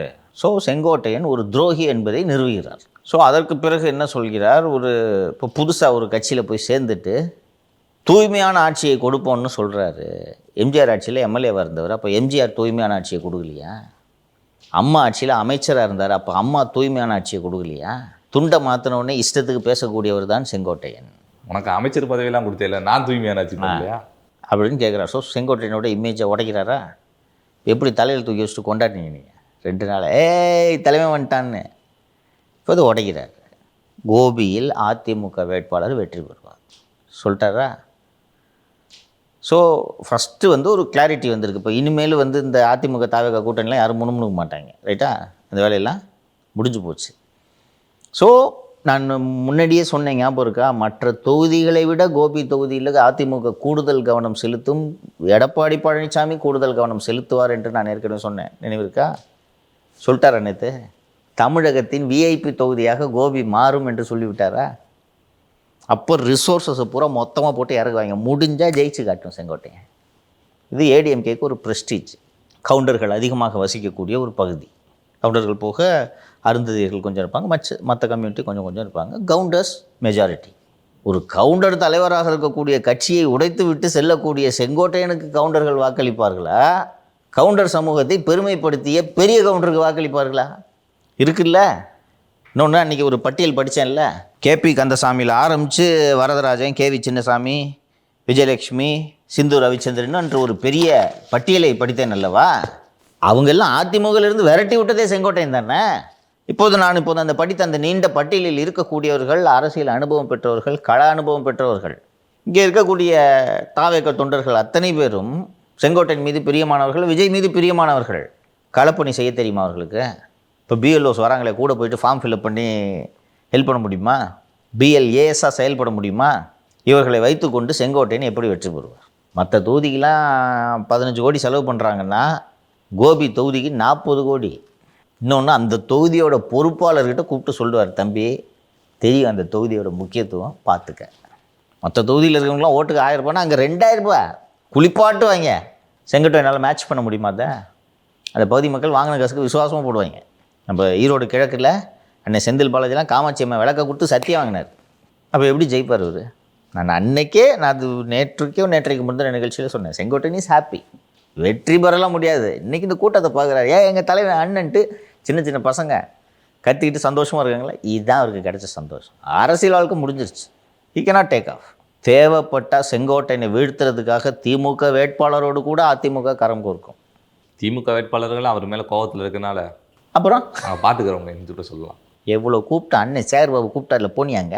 இன்னொன்று, அது மட்டும் இல்லாமல் தாவேக்காவை நசுக்கணுன்றதானே திமுகவோட எய்ம். இவரை மட்டும் ஜெயிக்க வச்சுருவாங்களா? பஸ் ஒரு 10 கல்ல ஓட்டு போடுறோம், நீங்கள் இப்போ 5 போட்டுங்க, நாங்கள் 5 போட்டுக்கிறோம், தாவேக்காவுக்கு மட்டும் ஒன்றும் போடக்கூடாது, டீல் போட்டுக்குவாங்க. பார்க்குறியா? செங்கோட்டையன் மீது உள்ளூர் திமுகவினருக்கு கோபம் இருக்கிறதோ இல்லையோ, தாவேக்கா மீது கோபம் இருக்கும் அல்லவா? எது பிளாஸ்ட்டுன்னு காட்டுறவங்க வேட்பாளருக்கு கீழேயே பிளாஸ்ட் பண்ணுறோம், உட்காருன்ட்டு வெடிச்சு வச்சுருவாங்க. அண்ட் அது போக எடப்பாடியோட ஸ்பீச்சில் இன்னொரு கீ டேக்அவேயாக நான் பார்த்தது, யாரும் பெருசாக மீடியாவில் இன்றைக்கி ரிப்போர்ட் ஆன மாதிரி தெரில, பாட்டிலுக்கு 10 ரூபாய் அங்கே எடுத்துக்கிட்டார். இதுதான் பழனிசாமிக்கும் விஜய்க்கும் வித்தியாசம். 10 ரூபா அப்படின்னு சொன்ன உடனே எல்லோரும் செந்தில் பாலாஜின்னு கத்துறாங்க கூட்டத்தில். சொல்லிட்டீங்க பார்த்தீங்களா? செந்தில் பாலாஜி ஒரு நாளைக்கு 1 கோடி பாட்டில் விற்கிது. 10 ரூபானா ஒரு நாளைக்கு 10 கோடி, 30 நாளைக்கு 300 கோடி, வருஷத்துக்கு 3600 கோடி, 5 வருஷத்துக்கு இத்தனை கோடி, 22,000 சொச்சம் கோடி சொன்னார். டாஸ்மாகில் மட்டும் 22,000 சொச்சம் கோடி ஊழல் பண்ணியிருக்காங்கன்னு சொல்கிறார். அது நான் பலமுறை பேசியிருக்கிறோம். இந்த 10 ரூபாயை எம்ப்ளாயீஸ்ன்னு எல்லாம் பிரிச்சுக்குவாங்க, மொத்தமெல்லாம் மந்திரிக்கு போகாது. ஆனால் மேடையில் பேசும்போது எப்படி இருக்குது? டாஸ்மாகில் மட்டும் 22,000 சொச்சம் கோடி அப்படின்னு சொல்லிவிட்டு அடுத்தது இப்போது இந்த உள்ளாட்சித்துறையில் வேலை வாய்ப்பில் அப்படின்ட்டு ஆரம்பிச்சுட்டு இன்னும் கொஞ்ச நாள் தான் முக்கியமான மந்திரிகள்லாம் இருக்க வேண்டிய இடத்துல இருப்பாங்க. கவனிச்சதா? கவனிச்சு சார். அப்படியே போட்டி note எல்லாம் போட்டி எல்லாம் போயிருக்கு. அப்புறம் இதை நோட் பண்ணி வைக்கல. போட்டியே இல்லாமல் ஜெயிக்க போகிறோம் சொன்னாரா? அவர் வந்து விவரம் தெரியாமல் சும்மா அடிச்சு விட்ற ஒரு எடப்பாடி. அப்போ வேலை நடந்துக்கிருக்குள்ள ஏன் தெம்பா இருக்காங்கன்னு தெரியுதா உனக்கு? தான் சொன்னேன்னே, மற்ற கட்சிகள்லாம் போய் எந்த கட்சிக்கு ஜாதி ஓட்டு இருக்குது, எந்த கட்சிக்கு மத ஓட்டு இருக்குது, எந்த கட்சி தொண்டர்கள் செல்வாக்கு இருக்குன்னு தேடி பிடிச்சி கூட்டணி வைக்கும். பிஜேபி மட்டும் இடி, சிபிஐ, ஐடி, ஜிஎஸ்டி, டிஆர்ஐ ஊழல் பண்ணுற டாக்குமெண்ட் ஃபுல்லாக எடுத்துக்கிருப்பாங்க. அவங்க இந்த ஏஜென்சி கூட அண்ட் தேர்தல் ஆணையம் விட்டுட்டேன்னு அவங்க கூட தான் கூட்டணி. அப்போ அதிமுக அந்த கூட்டணியில் இருக்கும்போது என்ன நடக்கும்? இந்த ஏஜென்சிஸை மிஸ்யூஸ் பண்ணுறாங்களா பிஜேபின்னு கேட்டால் மிஸ்யூஸ் பண்ணுறாங்க, அதில் ஒன்றும் சந்தேகமே இல்லை. ஆனால் உங்கள் மேலே போடுறது பொய் வழக்க. டிஎன்பிசின்னு ஒன்று இருக்குது. இஷ்டத்துக்கு ஏலம் போடுறீங்க. அண்ணா யூனிவர்சிட்டி வேலை எம்ப்ளாய்மெண்ட் ரெக்ரூட் பண்ணுறதா? அதுலேயும் 10 ரூபா நோட்டு தான் சார். கோடு வேர்டுக்கு 10 ரூபா வச்சு யூஸ் பண்ணிட்டுருக்கிறீங்க. இதெல்லாம் பிஜேபி இன்வென்ட் பண்ணி கிரியேட் பண்ண ஆதாரமா? 800 கோடி ரூபாய் ஊழல் நேரத்தை அதில் மட்டும் நீங்களாக இந்த ஊழல் பண்ணுவீங்க. உங்களை வந்து இடி பிடிச்சாங்கன்னா பழிவாங்கும் நோக்கம் அப்படின்ட்டு நீங்கள் சொன்னீங்கன்னா இது மக்கள்கிட்ட எப்படி எடுப்படும்? ஸோ அந்த நரேட்டிவை செட் பண்ணுறாரு. இந்த ஊழலுக்கெல்லாம் காரணமானவர்கள் மீது அதிமுக ஆட்சி வந்ததும் கடுமையான நடவடிக்கை எடுக்கப்படும், விசாரணை நடத்தப்படும் நேற்றுக்கு சொன்னார். அதனால தான் இந்த அதிகாரிகள்லாம் நீங்கள் இந்த வாராகிக்கு இதை பண்ணுற அதிகாரிகள் அத்தனை பேரும் நாளே பதில் சொல்ல வேண்டும். இந்த வாட்டி எடப்பாடி பழனிசாமி இவர்களெல்லாம் ஒருத்தரையும் சும்மா விட மாட்டார், நான் உறுதியாக நம்புகிறேன். எதுவும் ஐஸ்கிரீம் பண்ணி வச்சுருக்கிற வேலைக்கு விடுவார்னு நினைக்கிறவர்? கொஞ்சம் யோசிச்சுப்பார். அவங்க வாராகி குடும்பத்தில் என்ன கஷ்டப்பட்டுட்டு இருப்பாங்க யோசிச்சுப்பார். உள்ளே போய் சம்மந்தப்பட்ட போய் உள்ளே இருந்துருவாங்க. கஷ்டம் தான் ஜெயிலு. வெளியில் இருக்கவங்க தான் கோர்ட்டு இங்கே அங்கேன்னு அலைஞ்சு இவ்வளோ கஷ்டம். திமிருத்தனமாக உட்காந்துட்டு தூக்கி அப்படின்ட்டு உட்காந்துருவான். இந்த ஆரோக்கிய ரவீந்திரன் தூக்கிட்டு போயிடுவான். ஃபேமிலி எவ்வளோ கஷ்டம். 2 வருஷம் நடக்குது அவருக்கு. எல்லாருக்கும் தெரியுது போய் வழக்குது. இதுக்காக தான் சொல்கிறேன் இந்த ஆட்சி போகணும். இப்போ இன்னொன்று வேறு சொன்னார் பார்த்தீங்களா, முதலமைச்சருக்கு 3 மணி நேரம் படம் பார்க்க நேரம் இருக்குது. அங்கே நெற்பயிர்கள்லாம் மழை வந்து உள்ளுக்குள்ள எல்லாம் நனைஞ்சு கிடக்கு, அதை போய் பார்க்க நேரம் இல்லையா? தலைமைச் செயலத்துக்கு அந்த நெற்பயிரை கொண்டு வந்து பார்க்குறாரு. அவருக்கு அது என்ன பயிர்னாவது தெரியுமா அப்படின்னு கேட்டார் சார். நான் பெட்டு கட்டுறேன், வரிசையாக எல்லா பயிரையும் எடுத்துகிட்டு வரட்டும், முதலமைச்சர் அடையாளம் காட்டட்டும் அப்படின்னு சொல்கிறாரு. He is playing to his strength. சிஎம்மோட வீக்னஸை சுட்டி காட்டுறாரு. அதாவது மீண்டும் மீண்டும் தன்னை விவசாயி என்று நிறுவுவதன் மூலமாக விவசாயிகளின் பிரச்சனைகளை என்னால் மட்டும்தான் புரிந்து கொள்ள முடியும், தீர்க்க முடியும் என்று நிறுவுவதன் மூலமாக தமிழகத்தில் பெரும்பான்மையாக இருக்கக்கூடிய விவசாய பெருங்குடி மக்களின் ஆதரவு எனக்கு மட்டும்தான் இருக்க வேண்டும் என்பதை பழனிசாமி மீண்டும் மீண்டும் உறுதி செய்கிறார். இன்னொன்று அவர் சொல்கிறது லாஜிக்கு தானே. பயிர் அழுகிடுச்சு, எங்கப்பா போய் பார்க்கணும்? ஊராக போய் ரோட் ஷோ நடத்த தெரியுது, வாக்கிங் போகும்போது சினிமா ஆக்டருங்களெல்லாம் கூட்டின்னு வந்து பார்க்க தெரியுது, பேச தெரியுது. சின்ன பொண்ணையா அது ஒரு கமல் பொண்ணு, அது கூடலாம் ஷூட்டிங் எதேச்சையாக சந்தித்தார்களாம். எங்களுக்கு தெரியாது உங்கள் எதேச்சை. உளுத்து போன ஊழல் ஆட்சியை நடத்தி விட்டு ஸ்ருதிஹாசன் கூட போய் முதலமைச்சர் வாக்கிங்கில் சந்திச்சாருன்றத செய்தி வெளியிடுறதுனால எவையா ஓட்டு போடுவோம்? யார் உங்களுக்கு இந்த ஐடியா கொடுக்குறது? அப்போ ஒரு ஸ்ட்ரென்த்துக்கு ப்ளே பண்ணுறது தெரியுதா? நான் ஃபீல்டில் இறங்கி பார்க்குறேன்.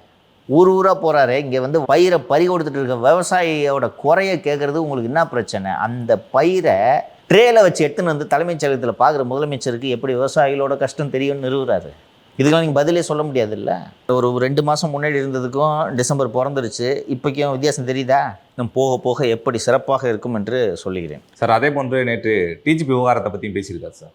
அது எத்தனை வாட்டி தான் அவர் பேசுவார். அதிலேயே சொல்கிறாரு, நான் பேட்டி கொடுத்துருக்கேன், அறிக்கை வாயிலாக சொல்லியிருக்கேன், தொலைக்காட்சியில் பேசியிருக்கேன், எல்லாத்துலேயும் சொல்கிறாரு. இங்கே நினச்சதை செய்வாங்க.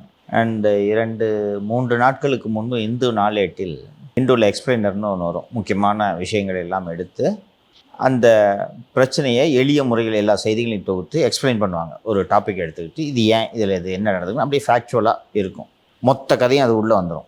ஸோ தமிழ்நாட்டுக்கு ஏன் இன்னும் டிஜிபி நியமிக்கவில்லை அப்படின்னு சொல்லிட்டு ஒரு விஜயகுமார் என்ற மூத்த செய்தியாளர் ஒரு 4 பக்கத்துக்கு ஒரு பீஸ் எழுதியிருந்தார். இது இந்தியா முழுக்க இருக்கக்கூடிய ஹிந்து எடிஷன்ஸில் இது வரும். இதை வந்து இந்த உளவுத்துறையில் இருக்க அல்வா அதிகாரிகிட்ட எடுத்துகிட்டு வந்து, என்ன சார் இந்த மாதிரி ஹிந்துவிலே நேஷனல் எடிஷனில் இது ஆல் எடிஷன்ஸில் இதை போட்டுருக்காங்க, எவ்வளோ நாள் எழுதுவாங்கன்னு பார்ப்போம். பதிலை பார்த்தியா? எவ்வளோ நாள் எழுதுவாங்கன்னு பார்ப்போம். எழுதிட்டோம். அதான் லட்சணம். இது ஏன் அருவருப்பான ஆட்சின்னு சொல்கிறேன்னு தெரியுதா? ஒரு பத்திரிகையில் எழுதுகிறாங்களே, ஒரு காரணம் இல்லாமல் டிஜிபி அப்பாயின்ட் பண்ணாமல் ஒரு பொம்மை உட்கார வச்சுட்டு இருக்கீங்க அப்படின்னு எழுதுகிறாங்க. அப்பாயின்ட் பண்ண மாட்டேன்டா, என்னடா பண்ணுவீங்க? இதான் பதில். ஒரு முன்னாள் முதலமைச்சர், எதிர்க்கட்சி தலைவர் ஒவ்வொரு முறை வாய்ப்பு கிடைக்கும் போதெல்லாம் டிஜிபி விவகாரத்தை எடுத்து பேசுகிறார். பேசு பேசு. எவ்வளோ நாள் பேசுவார்? இன்னும் 4 மாதம் பேசுவாரா? 4 மாதம் பேசுவார். அதுக்கப்புறம் எலெக்ஷன் நோட்டிஃபிகேஷன் வந்தோடனே நீங்கள் இருப்பீங்களாங்க? 1/3/2011 அன்று தேர்தல் நோட்டிஃபிகேஷன் வந்த உடனே Jaffer Sait went on medical leave. DMK ஆட்சியை கட்டி ஆண்டு கொண்டிருந்தது. ஏன்னா தேர்தல் ஆணையம் மாற்றிடுன்றது நல்லா தெரியும். 1/3/2011 வந்தவுடனே வெண்ட் ஆன் லீவ். எப்படி மாற்றிடுவாங்கன்னு தெரியும். ஜெயலலிதா ஜெயித்த உடனே அகதிகள் முகாம், மண்டபம், ராமநாதபுரம் 10 நாளில் சஸ்பெண்டு. இந்த அம்மா சஸ்பெண்டோடு விட்டுச்சு. ஏன்னா எடப்பாடி கிட்ட வைக்கிற கோரிக்கை அரெஸ்ட் பண்ணணுன்றவங்கள. வேறாகி நாங்களாம் ஜெயிலுக்கு போகிறோம்ல, போங்கடா போயிருங்க. தப்பு தானே பண்ணீங்க. பொய் கேஸ் போட சொல்ல, உண்மையான கேஸுக்கு போட சொல்கிறேன். நீங்கள் பண்ண முறைகேட்டுக்கு சிறைக்கு செல்லுங்கள். சார், செங்கோட்டையன் அவர்கள் அதிமுகவில் அதிருப்தியில் இருக்க நிர்வாகிகள்லாம் பேசி தாவேக சைடு இழுக்கிறதுக்கான பேச்சுவார்த்தைகள் நடந்துக்கிறதா இன்றைக்கி செய்தியில் வந்திருக்கு சார். போகிறாங்களாப்பா? யார் போவா? எடப்பாடி பழனிசாமி அவர்கள். பொதுச்செயலாளர் தூக்கிட்டு நினச்சிட்ருக்கேன். கொங்கு பகுதியை சேர்ந்த ஒரு மூத்த தலைவர்கிட்ட பேசிகிட்டு இருந்தேன். இது மாதிரி நேர்வுகள் அவர் பேசாமல் அரசியலேருந்து ஒதுங்கி இருக்கலாம் சார். இப்போ எங்கள் வீட்டில் ஒரு விசேஷம் வைக்கிறேன், நான் நேராக போனால் சங்கடமாக இருக்கும்னு சொல்லிட்டு நான் எங்கள் வீட்டில் இருக்கவங்களுக்கு சொல்லி போய் பத்திரிக்கை கொடுத்துட்டு வந்துட சொல்லிடுவேன். அவர் அந்த நிகழ்ச்சிக்கு வரமாட்டார் சார். அதே மாதிரி அவர் வீட்டில் ஏதாவது விசேஷம் வச்சாங்கன்னா எங்களால் போக முடியாது. இந்த மாதிரி உறவே கெட்டு போயிடும் சார். ஒரு நாள் ஆகிடுச்சு, அவர் பேசாமல் ஒதுங்கியிருந்தாருன்னா எல்லாருக்கும் மரியாதை. இந்த மாதிரி ஒரு வேலையை போய் பண்ணிவிட்டு தூய்மையான ஆட்சி கொடுப்போன்ட்டு இப்போ நேற்று ஆரம்பித்த கட்சிக்கிட்ட போய் கட்சி தலைவரை போய் இப்படிலாம் பேசினான்னா அதிமுக எவன் சார் ஏற்றுப்பான் அப்படின்னாரு. செங்கோட்டையன் நம்பகத்தன்மை ஆளுமை என்ன என்பதை ஜென்சி கிட்ட நம்பலாம், அதிமுக நம்புவானா? ஸோ அந்த 2 நாளாக வாட்ஸ்அப்பில் நான் தான் சொன்னேன் இல்லை, கேபி முனுசாமி போகிறாரு, தங்கமணி போகிறாரு, வேலுமணி போகிறாரு, இவர் போகிறாரு, அவர் போகிறாருன்னு இவங்களா அடிச்சுக்கிட்டு மெசேஜ் தானே போட்டு விடு அப்படின்னு இவர்கள் அதை பயன்படுத்தி கொண்டிருந்தார்கள். But nobody will go. நீங்கள் இங்கே நம்ம விரிவாக ஏற்கனவே பேசிட்டோம். செங்கோட்டையனே எடுத்துக்கிட்டிங்கன்னா செங்கோட்டையனுக்கு இந்த தூய்மையான ஆட்சியை கொடுக்கும் தலைவர் மீது அதிமுகவிலிருந்து நீக்கும் வரை நம்பிக்கை வரவில்லை அல்லவா? நீ சொல்கிறீங்க இருக்கிறதுலே தூய்மையான பியூர் ஃபில்டர்டு ஆட்சியை தலைவர் கொடுப்பார் என்று.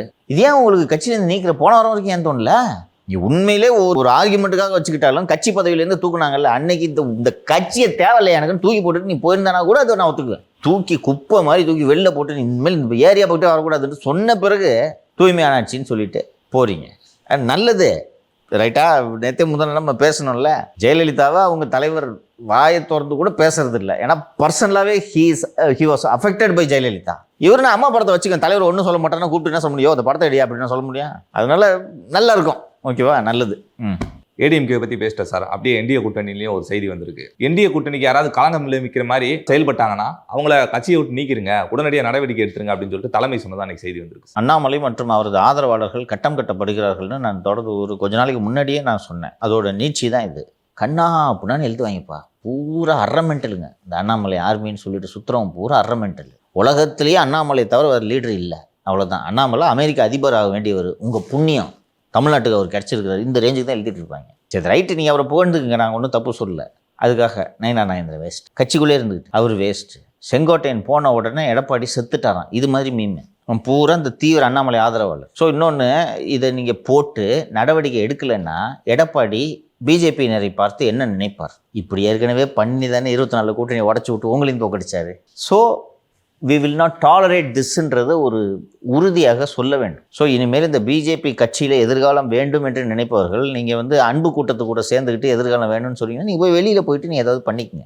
இங்கேயே உட்காந்துக்கிட்டு நான் இங்கேயே அண்ணாமலையோட அன்பு கூட்டம் அணியாக நான் செயல்படுவேன், எடப்பாடியை விமர்சனம் செய்வேன், அதிமுக விமர்சனம் செய்வேன், நயினா நாகேந்திர விமர்சனம் செய்வேன்னா 1 மணி நேரம் கூட பார்க்காதுன்ட்டு முழு அதிகாரம் நயினாருக்கு கொடுக்கப்பட்டு விட்டது. இனிமேல் இங்கே உட்காந்துக்கிட்டு இவர் எடப்பாடி சரியில்லை, அந்த கட்சிக்கு செல்வாக்கு இல்லை, இது ஏடிஎம்கே இல்லை, எடப்பாடி டிஎம்கே, இப்படிலாம் விமர்சனம் பண்ணிட்டு இருந்தீங்கன்னா 1 மணி நேரத்தில் தூக்கிடுவாங்க. அப்போ இப்போ அண்ணாமலை எப்படி இவர்களை தூண்டிவிட முடியும்? இங்கே உட்காந்துட்டு இவ்வளோ நாள் இந்த வேலை பண்ணிட்டு இருந்தாரா? ஒரு எந்த எல்லைக்கு இது போச்சுன்னா டிடி தினகரனெல்லாம் விட்டு பேச சொல்கிறது. நீ வாங்கச்சியை பாரு. ஏன்னா அண்ணாமலை இருந்த வரைக்கும் பிஜேபி நல்லா செயல்பட்டுச்சு, ஒரு நயினார் சரியில்லை அந்த அளவுக்கு. இல்லை சார், இது எப்படி நம்ம புரிஞ்சுக்கணும்னா அண்ணாமலை அவர்களால் பேச முடியல, என்னோட தான் நீங்கள் பேசுங்க.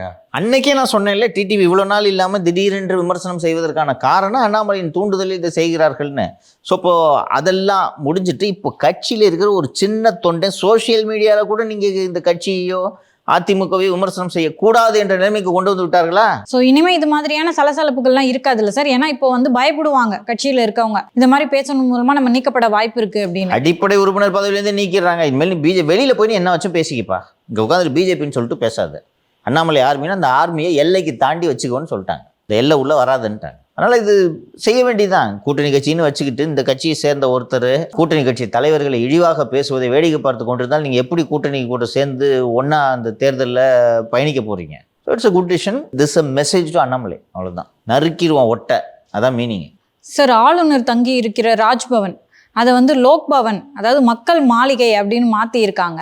அதுக்கு வந்து நம்மளுடைய முதலமைச்சர் திரு மு க ஸ்டாலின் அவர்கள் விமர்சனம் பண்ணியிருக்காரு. பெயரை மாற்றினா பத்தாது, சிந்தனையை மாற்றணும் அப்படி சொல்லியிருக்காரு சார். கொஞ்ச நாளைக்கு முன்னாடி, இன்னும் சரியாக சொல்ல போனால் ஜூலை மாதத்தில், ஏழை மாணவர்களுக்கான விடுதிகள் எல்லாம் இனி சமூக நீதி மாணவர் விடுதி என்று பெயர் மாற்றம் செய்தார்களா? சாதி சமய பிரிவுகளின் பெயர்களில் செயல்படும் மாணவர் விடுதிகளின் பெயர்களை மாற்ற முடிவு, சமூக நீதி விடுதி என்று அழைக்கப்படும்னு முதல்வர் ஸ்டாலின் அறிவிச்சாரா? அப்போ அவரை பார்த்து சொல்லலாம்ல, பேரை மாற்றினா போதாது, சிந்தனையை மாற்றணுன்ட்டு.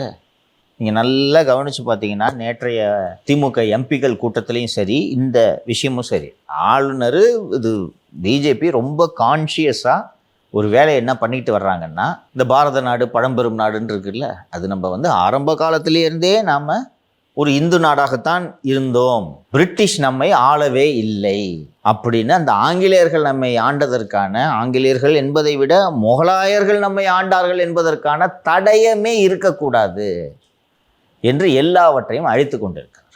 இந்த ராஜ்பவன் என்றதெல்லாம் பிரிட்டிஷர்ஸ் வச்ச பேர். அதே மாதிரி அந்த டெல்லியில் குடியரசுத் தலைவர் மாளிகை செல்லக்கூடிய அந்த பாதையை வந்து ராஜ்பாத் என்று இருந்தது, கர்த்தவ்ய வியூ என்று மாற்றி இருக்கிறார்கள். அதே மாதிரி டெல்லியில் இந்த ஹுமாயூன் ரோடுன்ட்டு இந்த முகலாயர்கள் அடையாளம் தெரியக்கூடிய பெயர்கள் இருந்த திருப்பெல்லாம் மாற்றிட்டாங்க.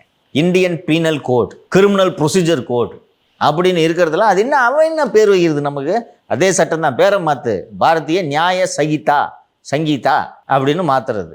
அதாவது முகலாயர்களும் இங்கே இல்லை, ஆங்கிலேயர்களும் இங்கே இல்லை. இங்கே இருந்த ஒரே மதம் இந்து மதம், வேறு மதமே இங்கே வரல. அப்போ இருக்கிறவன் என்ன பண்ணுறது? தூக்கி வெளில போடு. அந்த வேலையை தான் ஸ்லோவாக பார்த்துக்கிட்டு இருக்கோம். இதுதான் அவங்க ஐடியா. அவங்க மாற்றுறாங்க. ஏன் இவ்வளவு வேகமாக பூந்து இதை அட்டாக் பண்ணணும்? அங்கே பிரச்சார கூட்டம் நடந்துக்கிருக்கு, அதனால ஒரு அட்ராக்ஷன். இந்த தேர்தலே பிஜேபி வெர்சஸ் திமுக, பிஜேபி பாஜக உள்ளே வந்துடும் மட்டும்தான் இவங்க இந்த தேர்தலில் முன்னெடுக்க போகிறாங்க. அதோட அறிகுறி தான் இது. பேர் சொல்கிறாரு லோக் பவன் அப்படின்ட்டு, அதில் விமர்சனம் பண்ணுறதுக்கு என்ன இருக்குது? நீ மாத்திர பேரை சமூக நல விடுதின்னு வச்சிட்டிங்களே, ஜாதி ஒழிஞ்சிச்சா? எல்லாத்துக்கும் போய் உங்கள் அப்பா பேரை வைக்கிறீங்களே. ஸோ இதுலேருந்து நம்ம புரிஞ்சுக்க வேண்டியது இதுதான். பிஜேபி இனிமேல் தும்முனா கூட விமர்சனம் பண்ணுவாங்க தேர்தல் வரைக்கும். புரியுதா? பிஜேபி விமர்சனம் செய்யலாம். இந்த வாக்காளர் திருத்தத்துக்கெல்லாம் நீங்கள் கொள்கை அடிப்படையில் முடிவெடுத்து விமர்சனம் செய்கிறீர்கள், அதை புரிந்து கொள்கிறோம். ஆனால் ராஜ்பவன்ன்றதை லோக் பவன் மாற்றுறாங்க. இது நீ தானே இதை பண்ணுற, ஏன் விமர்சனம் பண்ணுறப்போ? அப்போ அனிச்சை செயலாக பிஜேபி எது பண்ணாலும் விமர்சனம் பண்ணணும். இன்னொன்று, 2 நாளைக்கு முன்னாடி ஆளுநரோட கொழுப்பு அடக்கணும், வாய் அடக்கணுன்ற மாதிரி ஏதோ பேசியிருந்தாரு. பாஜக ஆட்சியை புகழ்ந்து பேசியிருக்கக்கூடிய ஆளுநர் அவர்கள் அமைதி பூங்காவாக இருக்கக்கூடிய தமிழ்நாட்டை தீவிரவாத மாநிலம் திமிரெடுத்து பேசியிருக்கிறார். அவரை திமிர அடக்கணும் நம்ம. ஸோ இது பார்த்தீங்கன்னா இவங்களோட ஐடியாவே இதுதான். ஸோ இந்த பிஜேபி ஒரு பூதம், பிஜேபி ஒரு பிசாசு, அந்த பிசாசு கூட சேர்ந்துருக்கிற குட்டி பிசாசு தான் அதிமுக. தமிழக மக்களுக்கு பாஜகவை பிடிக்கவே பிடிக்காது. அதனால் இந்த தேர்தலில் ஐயோ பாஜகவிடமிருந்து நம்மை காப்பாற்றுவதற்காக, அது என்னன்னா பிஜேபி என்ற பிசாசை விட கொடூர கொள்ளிவாய் பிசாசு தான் இந்த திமுக என்ற முடிவுக்கு மக்கள் வந்து விட்டார்கள் என்பதை இவங்க புரிஞ்சுக்கல. பிசாசுகளின் தலைவன் திமுக. ஆமா, அவன் கொல்றான்னு பார்த்தா நீ ரத்தத்தை உறிஞ்சிற. இன்னொன்று பிஜேபி ஆட்சிக்கு வரப்போகுதுங்க. அதனால இதுதான் அவங்க எலெக்ஷன் பிளான். அந்த அடிப்படையில் தான் இந்த கவர்னரோட இந்த ஆளுநர் மாளிகை பெயர் மாற்றம் செய்ததை விமர்சனம் செய்தது. பேர் வச்சியே சோறு வச்சேன்ற மாதிரி தாய் மாணவர் திட்டம்னு ஒரு ஸ்கீம் தொடங்கினாங்களா சார்? அதில் மாற்றுத்திறனாளிகளுக்கும் முதியவர்களுக்கும் வீட்டிலேயே கொண்டு வந்துட்டு ரேஷன் பொருட்களை விநியோகிக்கிற மாதிரியான அந்த ஸ்கீமு அது பண்ணவே இல்லை, அது கிடப்பில் கிடக்கு, வந்து அப்படியே ரேஷன் பொருட்களை வீட்டில் வந்து விநியோகிக்கிறதே இல்லை அப்படின்னு சொல்லிட்டு நீ செய்தி வந்துருச்சு. அந்த செய்தியில் உணவு நுகர்பொருள் வழங்குத்துறையை கேட்டால் நீங்கள் மாற்றுத்திறனாளி என்ற சான்றிதழை கொடுங்கள்னு சொல்கிறாங்க. மாற்றுத்திறனாளி என்ற சான்றிதழை வந்து சமூக நலத்துறை கொடுக்க வேண்டும். சமூக நலத்துறையிட்ட போய் நீங்கள் சான்றிதழ் வாங்கிட்டு வந்தீங்கன்னா நாங்கள் கொடுக்குறோன்ட்டு உணவு நுகர்பொருள் வழங்குத்துறை சொல்கிறாங்க. இதில் இந்த உணவு நுகர்பொருள் வழங்குத்துறையை குறை சொல்ல நான் தயாராக இல்லை. என்னென்னா கவர்மெண்ட்டில் அதான் ப்ரொசீஜர். நீ திடீர்னு உனக்கு காலில் சுழுக்கு பிடிச்சிருக்குன்னு சொல்லிட்டு தாங்கி நடந்துட்டு போய் நானும் மாற்றுத்திறனாளி எனக்கு கொடுங்கன்னு கேட்டேன்னா கொடுக்க முடியுமா? There needs to be a certificate. Percentage of physical டிசபிலிட்டின்னு ஒரு இருக்குது, ஓகேவா? சிலருக்கு இவ்வளோ பர்சன்டேஜுக்கு மேலே டிசபிலிட்டி இருந்தால் வேலைவாய்ப்பில் முன்னுரிமை, பயணங்களில் சலுகை, இது போல் பல்வேறு திட்டங்கள் இருக்குது. ஸோ அதுக்கு ஒரு சர்டிஃபிகேட் கொடுக்கணும், அது ஒரு அத்தாரிட்டி கொடுக்கணும், ரைட்? இப்போது இந்த திட்டத்தை தாய்மானவர் திட்டம்னு செயல்படுத்தி 3 மாதம் ஆகுது. ஜூலை மாதமாக என்னமோ செயல்படுத்துகிறாங்க இல்லையா? அப்போது இதற்கான தேவை இருக்கிறது. ஒரு you need to put a system in place இல்லையா? இதுக்கான வழிமுறைகள்லாம் உருவாக்கி ஏன்பா இதெல்லாம் பண்ணிவிட்டு நீங்கள் ஸ்கீம் அனௌன்ஸ் பண்ணுங்கள். அறிவிப்பு மட்டும் தானே பண்ணீங்க. இப்போ இதுக்கான ஏற்பாடுகள் ஏன் பண்ணல? இப்போ 3 மாதமாக அந்த திட்டம் செயல்படவே இல்லை இல்லையா? எவ்வளோ படடாபமாக அறிவிச்சிங்க. இதுதான் திமுக அரசோட பெரும்பாலான திட்டங்கள். நேற்று ஒரு பழனிசாமி பேசும்போது கூட சொன்னார், உங்களுடன் ஸ்டாலின்னு சொல்லி 18 துறைகள் உங்கள் மக்கள் பிரச்சனைகளை தீர்த்து வைப்பாங்க, 32 வகையான குறைகள் இங்கே தீர்க்கப்படும் சொல்லுவாங்க. இதெல்லாம் நடக்கிற கதையான்னு சொல்லிட்டு கேட்டார். செஞ்சீங்களா? செஞ்சிட்டிங்களா நீங்கள்? இப்போ எலெக்ஷனுக்கு முன்னாடி ஒரு பெட்டியை வச்சுட்டு இதில் மனுவை போடுங்க, எல்லாரும் உங்களுக்கு பிரச்சனையை ஃபுல்லாக தீர்த்து வைப்பேன்னு சொன்னீங்களே, எங்கே அந்த மனுவெல்லாம் இருக்குது? தீர்த்து வச்சிட்டிங்களா? அப்படி தீர்த்தா எதுக்கு உங்களுடன் ஸ்டாலின் நடத்தணும்? கரெக்டு தானே? நல்லா எக்ஸ்போஸ் ஆகிட்டாங்க.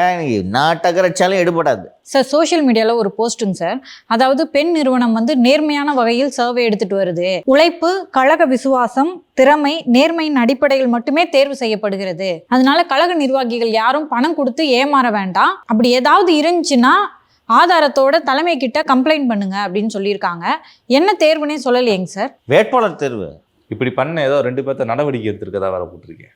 கொஞ்ச நாளைக்கு முன்னாடி பேசினேன், ஞாபகம் இருக்கா? அவர் ஒரு கவிஞர் வா மணிகண்டன், அவர் வந்து இது மாதிரி பணம் வாங்கிக்கிட்டு இருக்காரு.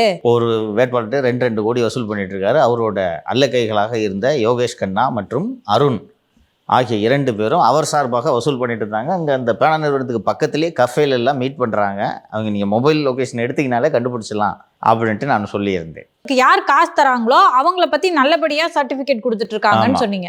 அப்படி ஏன் இவ்வளோ சுற்றி வளைச்சு பேசிக்கிட்டு, நீங்கள் தான் ஜெயிப்பீங்கன்னு சர்டிஃபிகேட் கொடுக்குறேன், எனக்கு அமௌண்ட்டை கொடுத்துட்டு 2 கோடி இந்த வாமணிகண்டை வசூல் பண்ணிட்டு இருந்தார். கண்டுபிடிச்சி இந்த யோகேஷ் கண்ணான்ற நபரை பிடிச்சிட்டாங்க. இதுக்குள்ளே வாமணிகண்டை கூட ஒரு டீலை போட்டுக்கிட்டாங்க.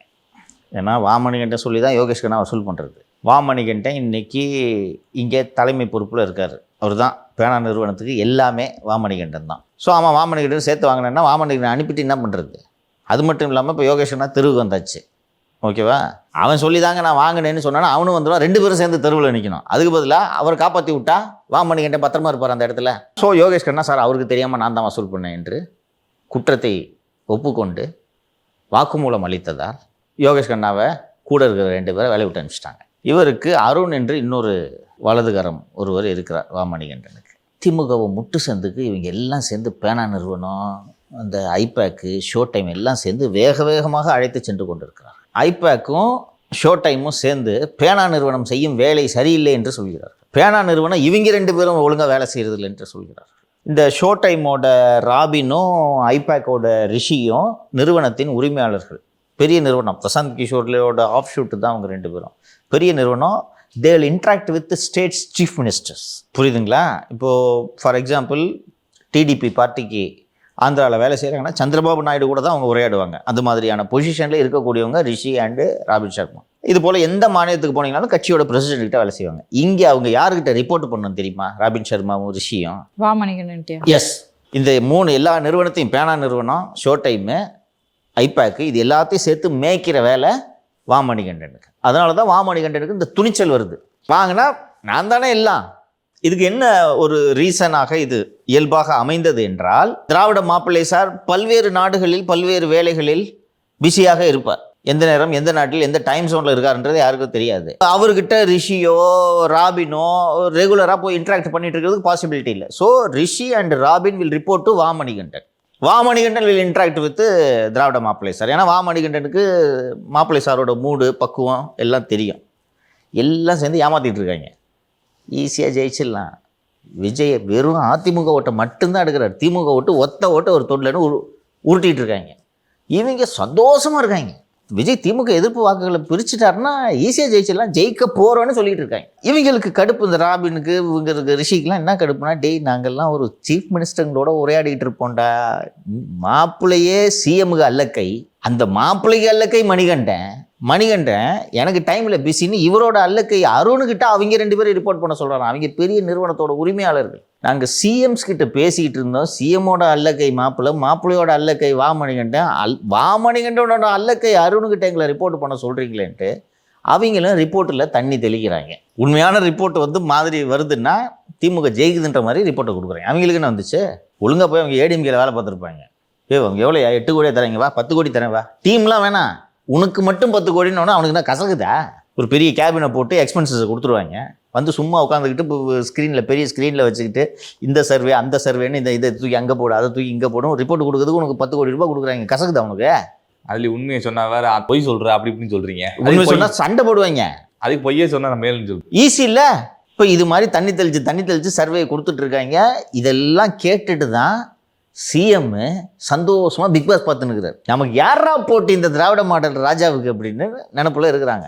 இதெல்லாம் சேர்த்து தான் நான் சொல்கிறேன். அந்த சமூக வலைத்தளங்களில் பதிவு செய்திருக்கக்கூடிய அந்த ஜெயராமன் என்பவர் திமுக உள் விவகாரங்கள் தெரிந்தவர். திமுக விஷயங்களை பூரா தான் ஒரு பதிவிட்டுக்கிட்டு இருப்பார். இந்த பேச்சு ஏன் வருது? உங்களுக்கு சீட்டு கிடைக்கும்னு நம்பி பணம் கொடுத்து ஏமாற வேண்டாம்னு அப்போ இவ்வளோ நாள் வசூல் பண்ணது ஏவன்? அது மட்டும் இல்லை, சர்வே நாங்கள் நேர்மையாக எடுத்துக்கிட்டு இருக்கோம்னு சொல்கிறேன். ஏன்பா இந்த வார்த்தை? சர்வேனா நேர்மையாக தான்டா எடுக்கணும். நேர்மையான சர்வே ஒன்று, நேர்மை இல்லாத சர்வே ஒன்றா? அப்போது தெரியுதா, வெளியில் வருதா?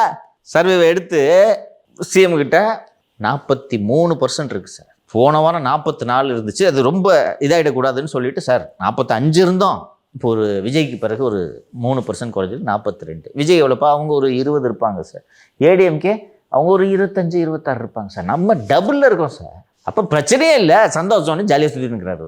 இதெல்லாம் சேர்த்து இந்த தகவல்களை எல்லாம் அறிந்து தான் நான் திமுக உறுதியாக தோற்கிறது என்பதை மீண்டும் மீண்டும் சொல்லி கொண்டிருக்கிறேன். ஏன்னா 1 மாதம் இருக்குமா நான் வாமணிக்கிட்ட பஞ்சாயத்து சொல்லி 1 மாதம் கழித்து இன்றைக்கி தூக்கியிருக்காங்க ஒருத்தனை. அப்போ அவன் எத்தனை பேர்கிட்ட காசு வசூல் பண்ணியிருப்பான்?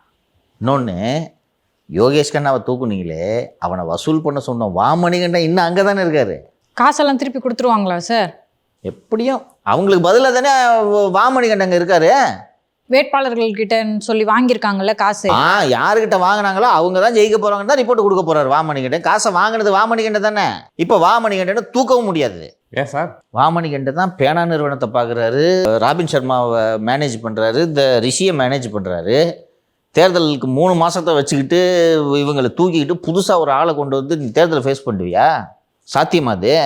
இல்லை, இந்த விஷயம்லாம் மாப்பிள்ளை சார் தெரியாது சார். இந்த நிகழ்ச்சியின் மூலமாக தெரிந்து கொள்ளலாம். மாப்பிள்ளை சார் ஒரு கன உலகத்தில் வாழ்ந்துட்டு இருக்காரு.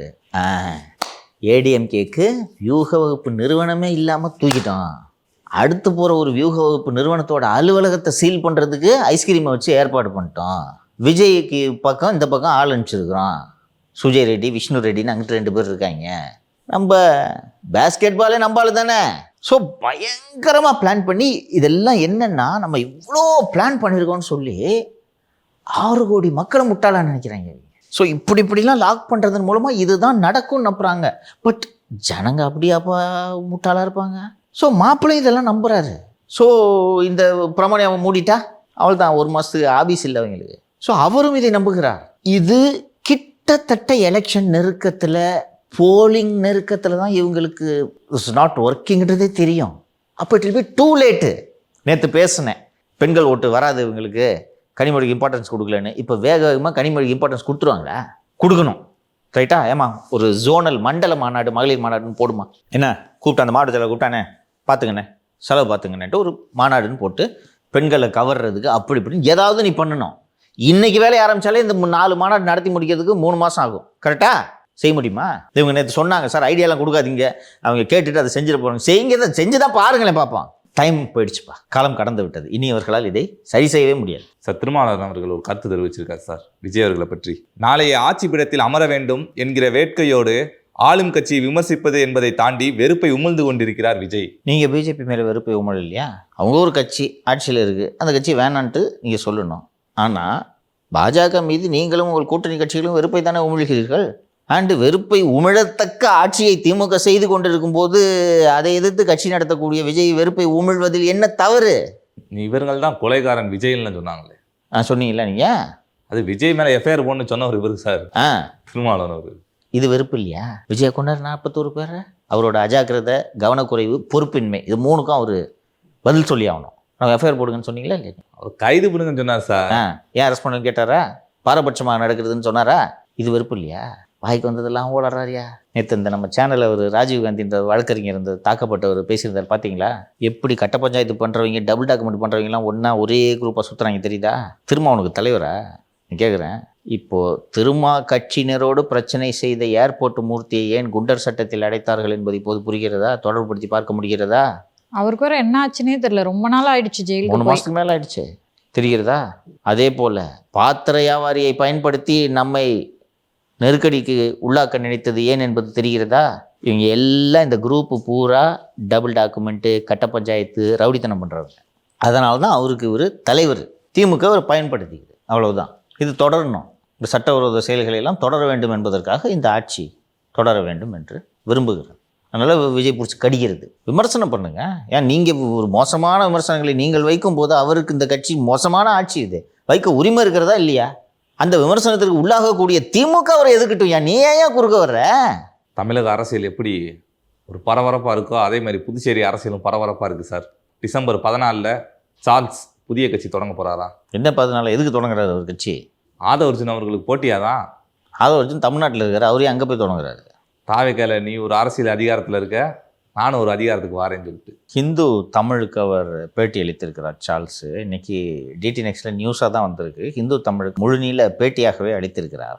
நீங்கள் அவருக்கு போட்டியாக தான் வர்றீங்களா அப்படின்னு கேட்டால் அப்படிலாம் இல்லை, எனக்கு வந்து இங்கே அரசியலில் இறங்க வேண்டும் என்ற ஆசை எனக்கு இருக்கிறது, அதனால் நான் இப்போ போட்டி எடுக்கிறேன் அப்படின்னு சொல்லிட்டு தாவேக்காவோடு கூட்டணி வைக்க இருக்கிறேன் என்று அவர் சொல்லியிருக்கிறார். கட்சி இன்னும் தொடங்கலை, அஃபிஷியலாக தொடங்கலை போல இருக்குது. தொடங்கியதும் நாங்கள் பேச்சுவார்த்தை நடத்துவோம் அப்படின்ட்டு சொல்லியிருக்காரு.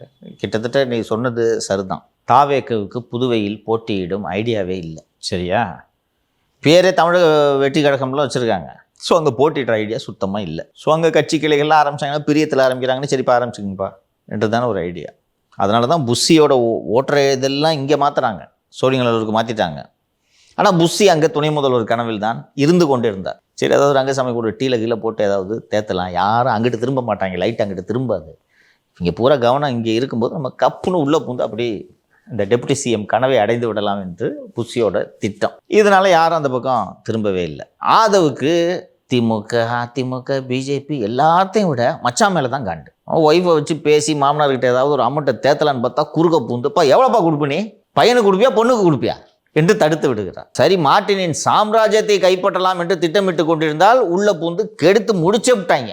சரி, பிரசாந்த் கிஷோரோடு சேர்ந்து மேற்கு வங்க அரசோடு ஒரு ஒப்பந்தத்தை போட்டு மார்ட்டினோட மொத்த வடகிழக்கு பிஸ்னஸையும் டேக் ஓவர் பண்ணலான்னு பார்த்தா குறுக்க பூந்து கெடுத்துட்டாங்க.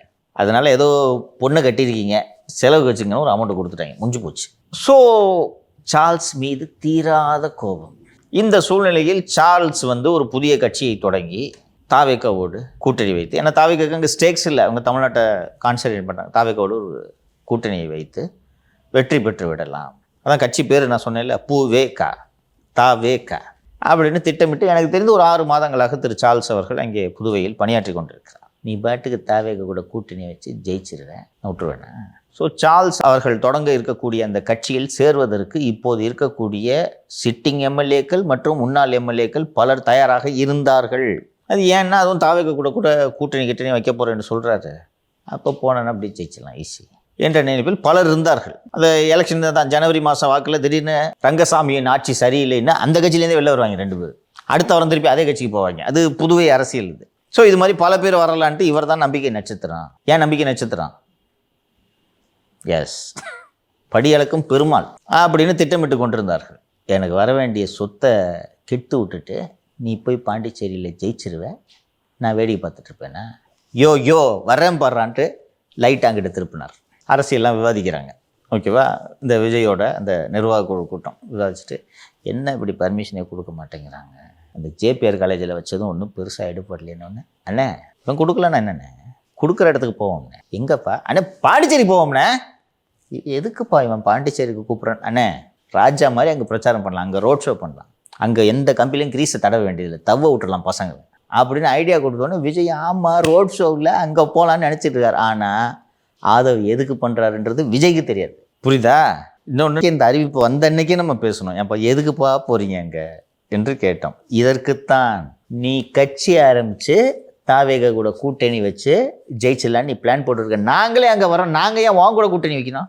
புதிதாக ஆரம்பிக்கப்பட்ட சார்ல்ஸின் கட்சியோடு கூட்டணி வைப்பதற்கு பதிலாக இப்போது ஆட்சியில் இருக்கக்கூடிய என்ஆர் காங்கிரஸோடு கூட்டணி வைப்பது எளிதா இல்லையா? வெற்றி எளிது. புதுவை முதல்வர் ரங்கசாமி ஏற்கனவே திரு விஜய் அவர்களுக்கு நண்பரா இல்லையா? கூட்டணிக்கு சம்மதிப்பாரா சம்மதிக்க மாட்டாரா? அப்படி இருக்கும்போது சார்ல்ஸ் எதுக்கு? இப்போ தாவேகாவும் என்ஆர் காங்கிரஸும் கூட்டணி வைத்தால் ஆட்சியே பிடிக்க வாய்ப்பு இருக்கிறது அல்லவா? புஷி துணை முதல்வர் ஆக முடியுமா முடியாதா? முடியும். புதுசாக ஆரம்பித்த சார்ல்ஸ் கட்சி எதுக்கு? இன்னொன்று, அந்த பேட்டியிலேயே திரு சார்ல்ஸ் அவர்கள் யாரை எதிர்த்துங்க நீங்கள் அரசியல் செய்கிறீங்க அப்படின்னு கேட்டதுக்கு என்ஆர் காங்கிரஸும் எதுக்குறேன், பிஜேபியும் எதுக்குறேன் அப்படின்றாரு. ஆனால் பிஜேபியில் தானே சார் ரொம்ப நாளாக இருந்தது. ரொம்ப நாளாக இருந்தார். இப்போது அது மதவாத கட்சி ஆயிடுச்சு போல இருக்கு திடீர்னு லாஸ்ட் வீக்லேருந்து. ஸோ நான் அதை எதுக்குறேன் அப்படின்னு சொல்கிறாரு. இவரோடு சேர்ந்து அங்கே தொடர்ந்து பயணிப்பது யார் என்றால், இவர் அப்பாவிடம் பணியாற்றி கொண்டிருந்த ஜான்குமார் என்ற அமைச்சர் தான் அங்கே இருக்கிறார். இது மாதிரி எங்கேயுமே இருக்காது. அவர் ஜான்குமார் வந்து காங்கிரஸில் இருந்தவர். புதுவை முதல்வராக இருந்த திரு நாராயணசாமி அவர்களுக்கு தனது சொந்த தொகுதியை விட்டு கொடுத்தவர் தான் ஜான்குமார். இந்த மாதிரி என் தொகுதியை விட்டு கொடுத்து நான் இருந்தாலும் ஜெயிக்க வச்சேன், எனக்கு எதுவுமே செய்யல நாராயணசாமின்னு சொல்லி காண்டில் வந்து பிஜேபிக்கு வர்றாரு. பிஜேபியில் வந்து நல்லா வேலை செஞ்சுக்கிட்டு இருந்தார். பிஜேபியிலும் எதுவுமே செய்யல. என்ன நீங்கள் எதுவுமே செய்ய மாட்டீங்க, நான் திருப்பி வேணா நாராயணசாமி தேடி போகிறேன்னு சொன்னால் ஏப்பா இருப்பா இப்போ கோச்சுக்காதுப்பா இருப்பா இந்தாப்பா என்ன பண்ணணும் உனக்கு மந்திரி பதவி கொடுங்க, இந்தாப்பா மந்திரி பதவிப்பா போப்பா நீ மந்திரி பண்ணிலேருந்து அப்படின்னு மந்திரி ஆகிட்டாங்கப்பா. மந்திரியாகி 4 மாதம் ஆகுது, எந்த இலாகானே சொல்லலை இது வரைக்கும். உண்மை, இலாக்கால மந்திரியாக சுற்றி நிற்கிறாரு. அப்புறத்துக்கு மந்திரி பதவி. அவன் மந்திரி. சார்ல்ஸுக்கும் பிஜேபிக்கும் சம்மந்தம் இல்லை. ஆனால் சார்ல்ஸ் வைக்கிற எல்லா பேனர்லையும் பிஜேபியின் அமைச்சர் ஜான்குமார் இருப்பார். இது என்ன கணக்கு தெரியல, அவர்கிட்ட தான் கேட்கணும். வேக வேகமாக ஆதவ் செயல்பாடுகளுக்கும் எங்களுக்கும் எந்த தொடர்பும் இல்லை என்று சார்ல்ஸு, ஆதவோட மனைவி ஆகியோர் அறிவித்ததற்கு காரணம் என்னவென்றால், பாசிச பாஜக நீ பாட்டுக்கு திட்டிட்டு போயிடுவாங்க, 32 கேஸ் இருக்குது, இடி கேஸு, எங்களுக்குள்ள தெரியும் இருக்கிற பிரச்சனை, அதனால் எங்களுக்கும் அவருக்கும் சம்மந்தம் இல்லைன்னு சொல்லிட்டாங்க. இப்போ மகனே பண்ணுறாரு இதை. அதுவும் என்ன திட்டமிட்டு கொண்டிருக்கிறார் என்றால், பிஜேபியில் இப்போது அமைச்சராக இருக்கக்கூடிய திரு ஜான்குமாரை அந்த கட்சியிலிருந்து விலகி இவர் கட்சி தொடங்கும் நாள் என்று புதுவையில் பிஜேபியில் அமைச்சராக இருக்கக்கூடிய ஜான்குமார் ராஜினாமா செய்துவிட்டு புதிதாக கட்சி தொடங்கிய சார்ல்ஸ் கட்சியில் சேருகிறார் என்று திட்டமிட்டு இருக்கிறார்கள். நடக்குமா சார்? நான் பதிவு செஞ்சுட்டேன். பெரிய பெரிய ஸ்டேட்டு எம்எல்ஏக்கு மந்திரிங்களையே பிஜேபி என்ன பண்ணுதுன்னு பார்ப்பீங்க. ஜான்குமார் மந்திரி பதவியை உதவுறது இல்லாமல் கட்சியிலேருந்து வேற விலகி இங்கே போனார்னா பிஜேபி இதை எப்படி பார்க்கும்? இன்னொன்று, இவர் நான் பிஜேபி எதுக்குறேன்றாரு. புதுவை முதல்வர் திரு ரங்கசாமிக்கு அது அங்கே ஏதோ ஒரு மருந்து கம்பெனி ஊழல் இருக்கு போல இருக்கு. 40 நாள் உனக்கு கெடு நடவடிக்கைகள்லாம் அவ்வளோதான் இருக்கார் சார்ல்ஸ். அவர் இப்போ யார் கூட கூட்டணி வச்சிருக்காரு ரங்கசாமி? பிஜேபி. தமிழக அரசியல் போலவே பாண்டிச்சேரி அரசியல் சும்மா கல்லன்னு இருக்க போகுது. தமிழகத்தில் வந்து தந்தை மகன் அரசியலை பார்க்குறோம். புதுவை வந்து மச்சான் வர்சஸ் மச்சான் அரசியலை பார்க்க போகுது. இதான் தம்பு. எப்படி அன்ஃபோல்ட் ஆக போகுதுன்னு தெரியல. இன்னொன்று, இவர் பாட்டுக்கு தாவேக்கோட நாங்கள் கட்சி தொடங்குவோம், கூட்டணிக்காக பேச்சுவார்த்தை நடத்துவோம்னு சொல்கிறாரு. தாவேக்க ஏன் உங்கள் கூட வரணும்? சரி வரணுன்ட்டு முடிவு எடுக்கிறாங்க. ஆதவ் எதுக்குப்பா அவ்வளோ பெருசாக வளர்ந்து நின்றுட்டு இருக்காரு, உங்களோட கட்சி கூட்டணி வைக்க? ஆதவை மீறி புஷி போய் வச்சுருவார கூட்டணி. ஆதவ் வந்து மச்சான முதலமைச்சராக விட மாட்டார் இல்லையா? என்னம்மா பேசுறீங்க? ஒரு சின்ன யூனியன் பிரதேசம் தானே அது எப்படிம்மா? பட் யுவர் சீஃப் மினிஸ்டர், நீ யாரு? பேஸ்கெட் பால் சங்க தலைவர். இதை தாண்டி என்ன இருக்கு உனக்கு? உண்மையா இல்லையா? எதுக்கு சிரிக்கிற நீ? வேற என்ன உனக்கு தகுதி அங்கீகாரம்? இன்னொன்று, உன் அடையாளம் என்னன்றதை அவர் ஏற்கனவே சார்ல்ஸ் போட்டு உடச்சிட்டாரா? ஒய்ஃப் காசில் வாழ்ந்துட்டு இருக்கிறான் மனுஷன். எழுதினாரா இல்லையா? நான் சொல்லல, இந்த இன்டர்வியூலே சொல்லியிருக்காரு. சொல்லியிருக்கா? அப்போ உனக்குன்னு அடையாளம் என்ன? இதில் சீஃப் மினிஸ்டர் வேற ஆயிட்டா? அதற்குத்தான் மச்சான் வர்சஸ் மச்சான். புஷி ஆனந்த வந்து அங்கே களமிறக்குகிறார் ஆதவ் அப்படின்லாம் பேசியிருந்தோமே. உண்மைம்மா, இவராமா அங்கே போய் போட்டிட முடியும்? ஆதவ் எப்படி போய் அங்கே கம்ப்ளீட் பண்ண முடியும்? அப்புறம் எப்படி இந்த ஐடியாவை பிச் பண்றாரு திரு சார்ல்ஸ், தாவேக்காவோட கூட்டணி வைக்கிறேன் அப்படின்றது? அரசியலை பற்றி அவருடைய புரிதல் இவ்வளவுதான். இன்னைக்கு பேட்டியில் வந்திருக்கு தாவேக்கோட கூட்டணி வைக்கிறேன்னு. நேற்று பாஜகவில் இருந்த சாமிநாதன் என்ற முன்னாள் எம்எல்ஏ மற்றும் மாஹேவோ ஏனமோ ஏதோ ஒரு தொகுதியின் காங்கிரஸ் எம்எல்ஏ தாவேக்கவில் வந்து இணைந்தார்களா? ஆமாம் சார். செங்கோட்டன் இணைந்தார்களா? அப்போ தாவேக்க தனது கவனத்தை புதுவை மீது செலுத்தி விட்டதா? அப்போ எப்படி உங்ககிட்ட கூட்டணி வைப்பாங்க? இன்னொன்று, இப்போ சார்ல்ஸ் தொடங்க போகிற புதிய கட்சியில் யார் வந்து இணைவார்கள், எதற்காக இணைய வேண்டும்? சார்ல்ஸ் கட்சியில் இணையறதுக்கு பதிலாக தாவேக்கல இணைஞ்சா எளிதா இல்லையா? என்னுடைய அரசியல் எளிதுதானா? அவர்கிட்ட பணம் இருக்குல்ல சார். ஏன் இந்த மச்சான்ட்ட பணம் இல்லையா? சொல்லு பஸ்ஸே, சோடி போடுவோமா? சோடி பணம் இல்லைன்றதுக்காக அவர் செலவு பண்ணி அவர் ஜெயிச்சு சிஎம் ஆகிறத வேடிக்கை பார்த்துக்கா இவ்வளோ உயரம் வளர்ந்துருக்காரு அவர். டேடிகிட்ட கேளுன்னா கேட்க போகிறாங்க. மகனை தோக்கடிக்க டேடி கிட்டேயே வாங்குவாராமா? சரி, வேற என்ன வருமானம் உங்களுக்கு? சொல்லுங்கம்மா, என்ன வருமானம் சொல்லுங்க, கேட்டு பதில் சொல்லுங்க. வாய்ஸ் ஆஃப் காமன்ல எதுவும் கொட்டு தப்பனா? செலவு தான் இது. அதான் டேடி தருவாரா? பொண்ணு கண்ணை கசக்குது, என்ன பண்ணுவாரு சொல்லுங்க? அழுகுது, மகனுக்கே தெரியாம கொடுத்துருவாரு. பையன் ஒன்று பொண்ணு ஒன்று 2 பேரும் அடம் பிடிக்கிறாங்க, வம்பு பண்ணுறாங்க. உங்ககிட்ட பணம் இருக்குது, என்ன பண்ணுவீங்க சொல்லுங்கள்? அது பொம்பளை பிள்ளால் தான் அப்பா மனசு தாங்குமா? செலவு பண்ண முடியாதா? அவன் என்ன தருது? இந்தா நான் தரேன், வா நடக்குமா? இன்னொன்று, ஒருவேளை இதுக்கு வாய்ப்பு இருக்குது, நான் உடனடியாக இது நடக்கும் நடக்காதுன்றது சொல்ல, பட் இட்ஸ் அ பாசிபிலிட்டி. புஷியை தாவேக்கோட முதல்வர் வேட்பாளராக புதுவையில் இறக்குனா அது எப்படி? அதான் நம்ம ஆல்ரெடி பேசியிருக்கோமே சார். அதாங்க கேண்டிடேட்டாகவே அனௌன்ஸ் பண்ணிட்டா. தமிழகத்துக்கு மக்கள் விரும்பும் முதல்வர் வேட்பாளர் விஜய், புதுவைக்கு மக்கள் விரும்பும் முதல்வர் வேட்பாளர் புஷி. ஆதவ் விரும்பும் முதல்வர் வேட்பாளர். அது நேரடியாக சொல்ல முடியுமா? ஓகே. விஜய்கிட்ட என்ன சொல்லி விட்டிருக்காங்க? இப்போ எதுக்கு பாட்டிச்சேரி கூட்டு போகிறாங்க? விஜய்கிட்ட அதை விரும்புறான்றதை சொல்லியிருப்பார் அவரு. அப்புறம் அங்கே ரோட் ஷோ பண்ணுறதுக்கு எளிமையாக இருக்குது, எளிமையாக பர்மிஷன் கிடைக்குதுன்னு டக்குன்னு அங்கே போய் ரோட் ஷோ பண்ணலான்னு நினைக்கிறாங்க. ஒருவேளை ஃப்யூச்சரில் விஜயே முதலமைச்சர் ஆகிறதுக்கு அங்கே எளிமையாக இருக்குன்னு சொல்லிட்டு அவரே போயிட்டாருன்னா என்ன சார் பண்ணுறது? வாய்ப்பு இருக்கு. ஏன் வாய்ப்பு இல்லை அண்ணே? கஷ்டண்ணே, 230 தொகுதி என்ன பர்மிஷன் வேற கொடுக்க மாட்டேறாங்க என்ன அண்ணே. இங்கே இந்த பாருங்கண்ணே, உங்களுக்கு ரொம்ப கஷ்டம்லாம் இல்லைண்ணே. காலையில் ஆரம்பிச்சிங்கன்னா 30 தொகுதியும் சாயங்காலத்துக்குள்ளே சுற்றிட்டு வந்துடலாண்ணே. இந்த மாதிரி என்னை விட்டுருங்க, அது வேற ஒரு ஊர். சாயங்காலத்துக்குள்ளே சுற்றிட்டு வந்துடலாண்ணே, ஒரு ஸ்டேட்டு ஃபுல்லாக கேம்பெயினே ஒரு நாளில் முடிச்சிடலாண்ணே. இவருக்கும் ஈஸி, ஒரு நாள் கால்ஷீட்டு தானே, ஈஸி, ஓகேன்னு சொல்லுவார். 7 மணிக்கெல்லாம் பேக்கப் சொல்லிடுறேன்னு. ஈஸியா? கட்சி பேர் தமிழக வெற்றி களம் தொடங்கியாச்சு. சரிப்பா, அதோட பிரான்ச்சுன்னு ஆரம்பிச்சுக்க. சுகுணா சிக்கன்னா தமிழ்நாட்டில் மட்டும்தான் வைப்பியா, பக்கத்தில் வைக்க மாட்டியா? அப்படி தான் அது. பக்கத்தில் போனால் கேரளா சுகுணா சிக்கன் அது மாதிரி சேர்த்துக்க. புதுவை தமிழக வெற்றி கழகம் சேர்த்துக்க. ஈஸியா? அருமையாக இருக்கும் இந்த வாட்டி. அதுவும் இந்த மச்சான் வெர்சஸ் மச்சான் புதுவை தேர்தலை தமிழக தேர்தலை விட விறுவிறுப்பாக்குகிறது என்று புதுவை அரசியல் நோக்கர்கள் தெரிவிக்கிறார்கள். ஒருவேளை மச்சான் சமாதானம் கூட வாய்ப்பு இருக்கு. வாய்ப்பு இல்லை ராஜா, வாய்ப்பு இல்லை. அதுக்கு மட்டும் வாய்ப்பு இல்லை. பாஸ் பணம் பாஸ், வேறு எதுவும் இல்லை. இன்னொன்று, அவர் சார்ல்ஸோட அந்த ஆதவை பற்றி போட்டிருந்த அவரோட ட்வீட்டை பார்க்கும்போது யாருமே எழுத மாட்டாங்க. அப்படியே எந்த அடையாளமும் இல்லாமல் பொண்டாட்டி காசில் வாழ்கிறேன்ட்டு எழுதியிருந்தாருப்பா. இன்னும் நிறைய எழுதியிருந்தார், நான் டீட்டெயிலாக சொல்ல விரும்பல. அப்போ எவ்வளோ கோவம் இருந்துச்சுன்னா பண்ணுவாங்க. எப்படி சமாதானம் ஆவாங்க? சரி, இன்னொன்றுப்பா, சமாதானம் ஆகுறாங்க. சமாதானம் ஆன உடனே அப்பா சொத்து ஆட்டை போடுறதுக்கு திருப்பி உள்ளே வருவேன். எதுக்கு சமாதானம் ஆனவன்ட்ட? சமாதானம் ஆகாமல் இருந்தால் ஏதோ கல்யாணத்துக்கு பிள்ளைக்கு நகையை போட்டோம், கொஞ்சம் அமௌண்ட்டை கொடுத்தோன்றதோட முடிஞ்சிடும். இப்போ அந்த சாம்ராஜ்யத்துக்கு வாரிசாக உள்ளே வர மாட்டாரா? ஏற்கனவே வந்து வாரிசானதுக்கு ட்ரை பண்ணி தானே விரட்டி விட்டது. இப்போ இவர் ஒருத்தர் தானே வாரிசு. இன்னொரு தம்பி, இவரோட தம்பின்னு நினைக்கிறேன், அவர் ஆக்டிவிஸ்ட், மே 17 இயக்கத்தில் இருந்தவர். இப்போ இவர் ஒருத்தர் தானே. ஸோ போட்டி இல்லை அவருக்கு. இப்போ சமாதானம் ஆகி வாப்பா வாராஜா உட்கார் பக்கத்தில் உட்காருன்னு சொன்னால் அடுத்து என்ன நடக்கும்? ஆதவ உள்ளே சேர்த்த கட்சி என்ன ஆயிருக்கு, குடும்பம் என்ன ஆகும் தெரியாத உங்களுக்கு. அனுபவப்பட்டவங்க நம்மளை விட. அந்த இன்டர்வியூவில் சொல்கிறாரு, அதிமுக திமுகவை திட்டுறாரு, 2 பேர் கூடயும் நெருக்கமாக தான் இருக்காருன்னு. இன்னைக்கு முன்னாடி எதுலேயே ஒன்று சொல்லியிருந்தாருன்னு நினைக்கிறது. அந்த டிவி சேனல் இதில் சொல்லியிருந்தாலும் இவர் ஸ்லீப்பர் செல்லு திமுக அதான் அமோகமாக இருக்கும். ஓகேவா? சரி சார், இந்த அரசியல் பல நிகழ்வுகளை பேசினா தொடர்ந்து நாளை பேசுவோம் சார். நன்றி சார். நன்றி.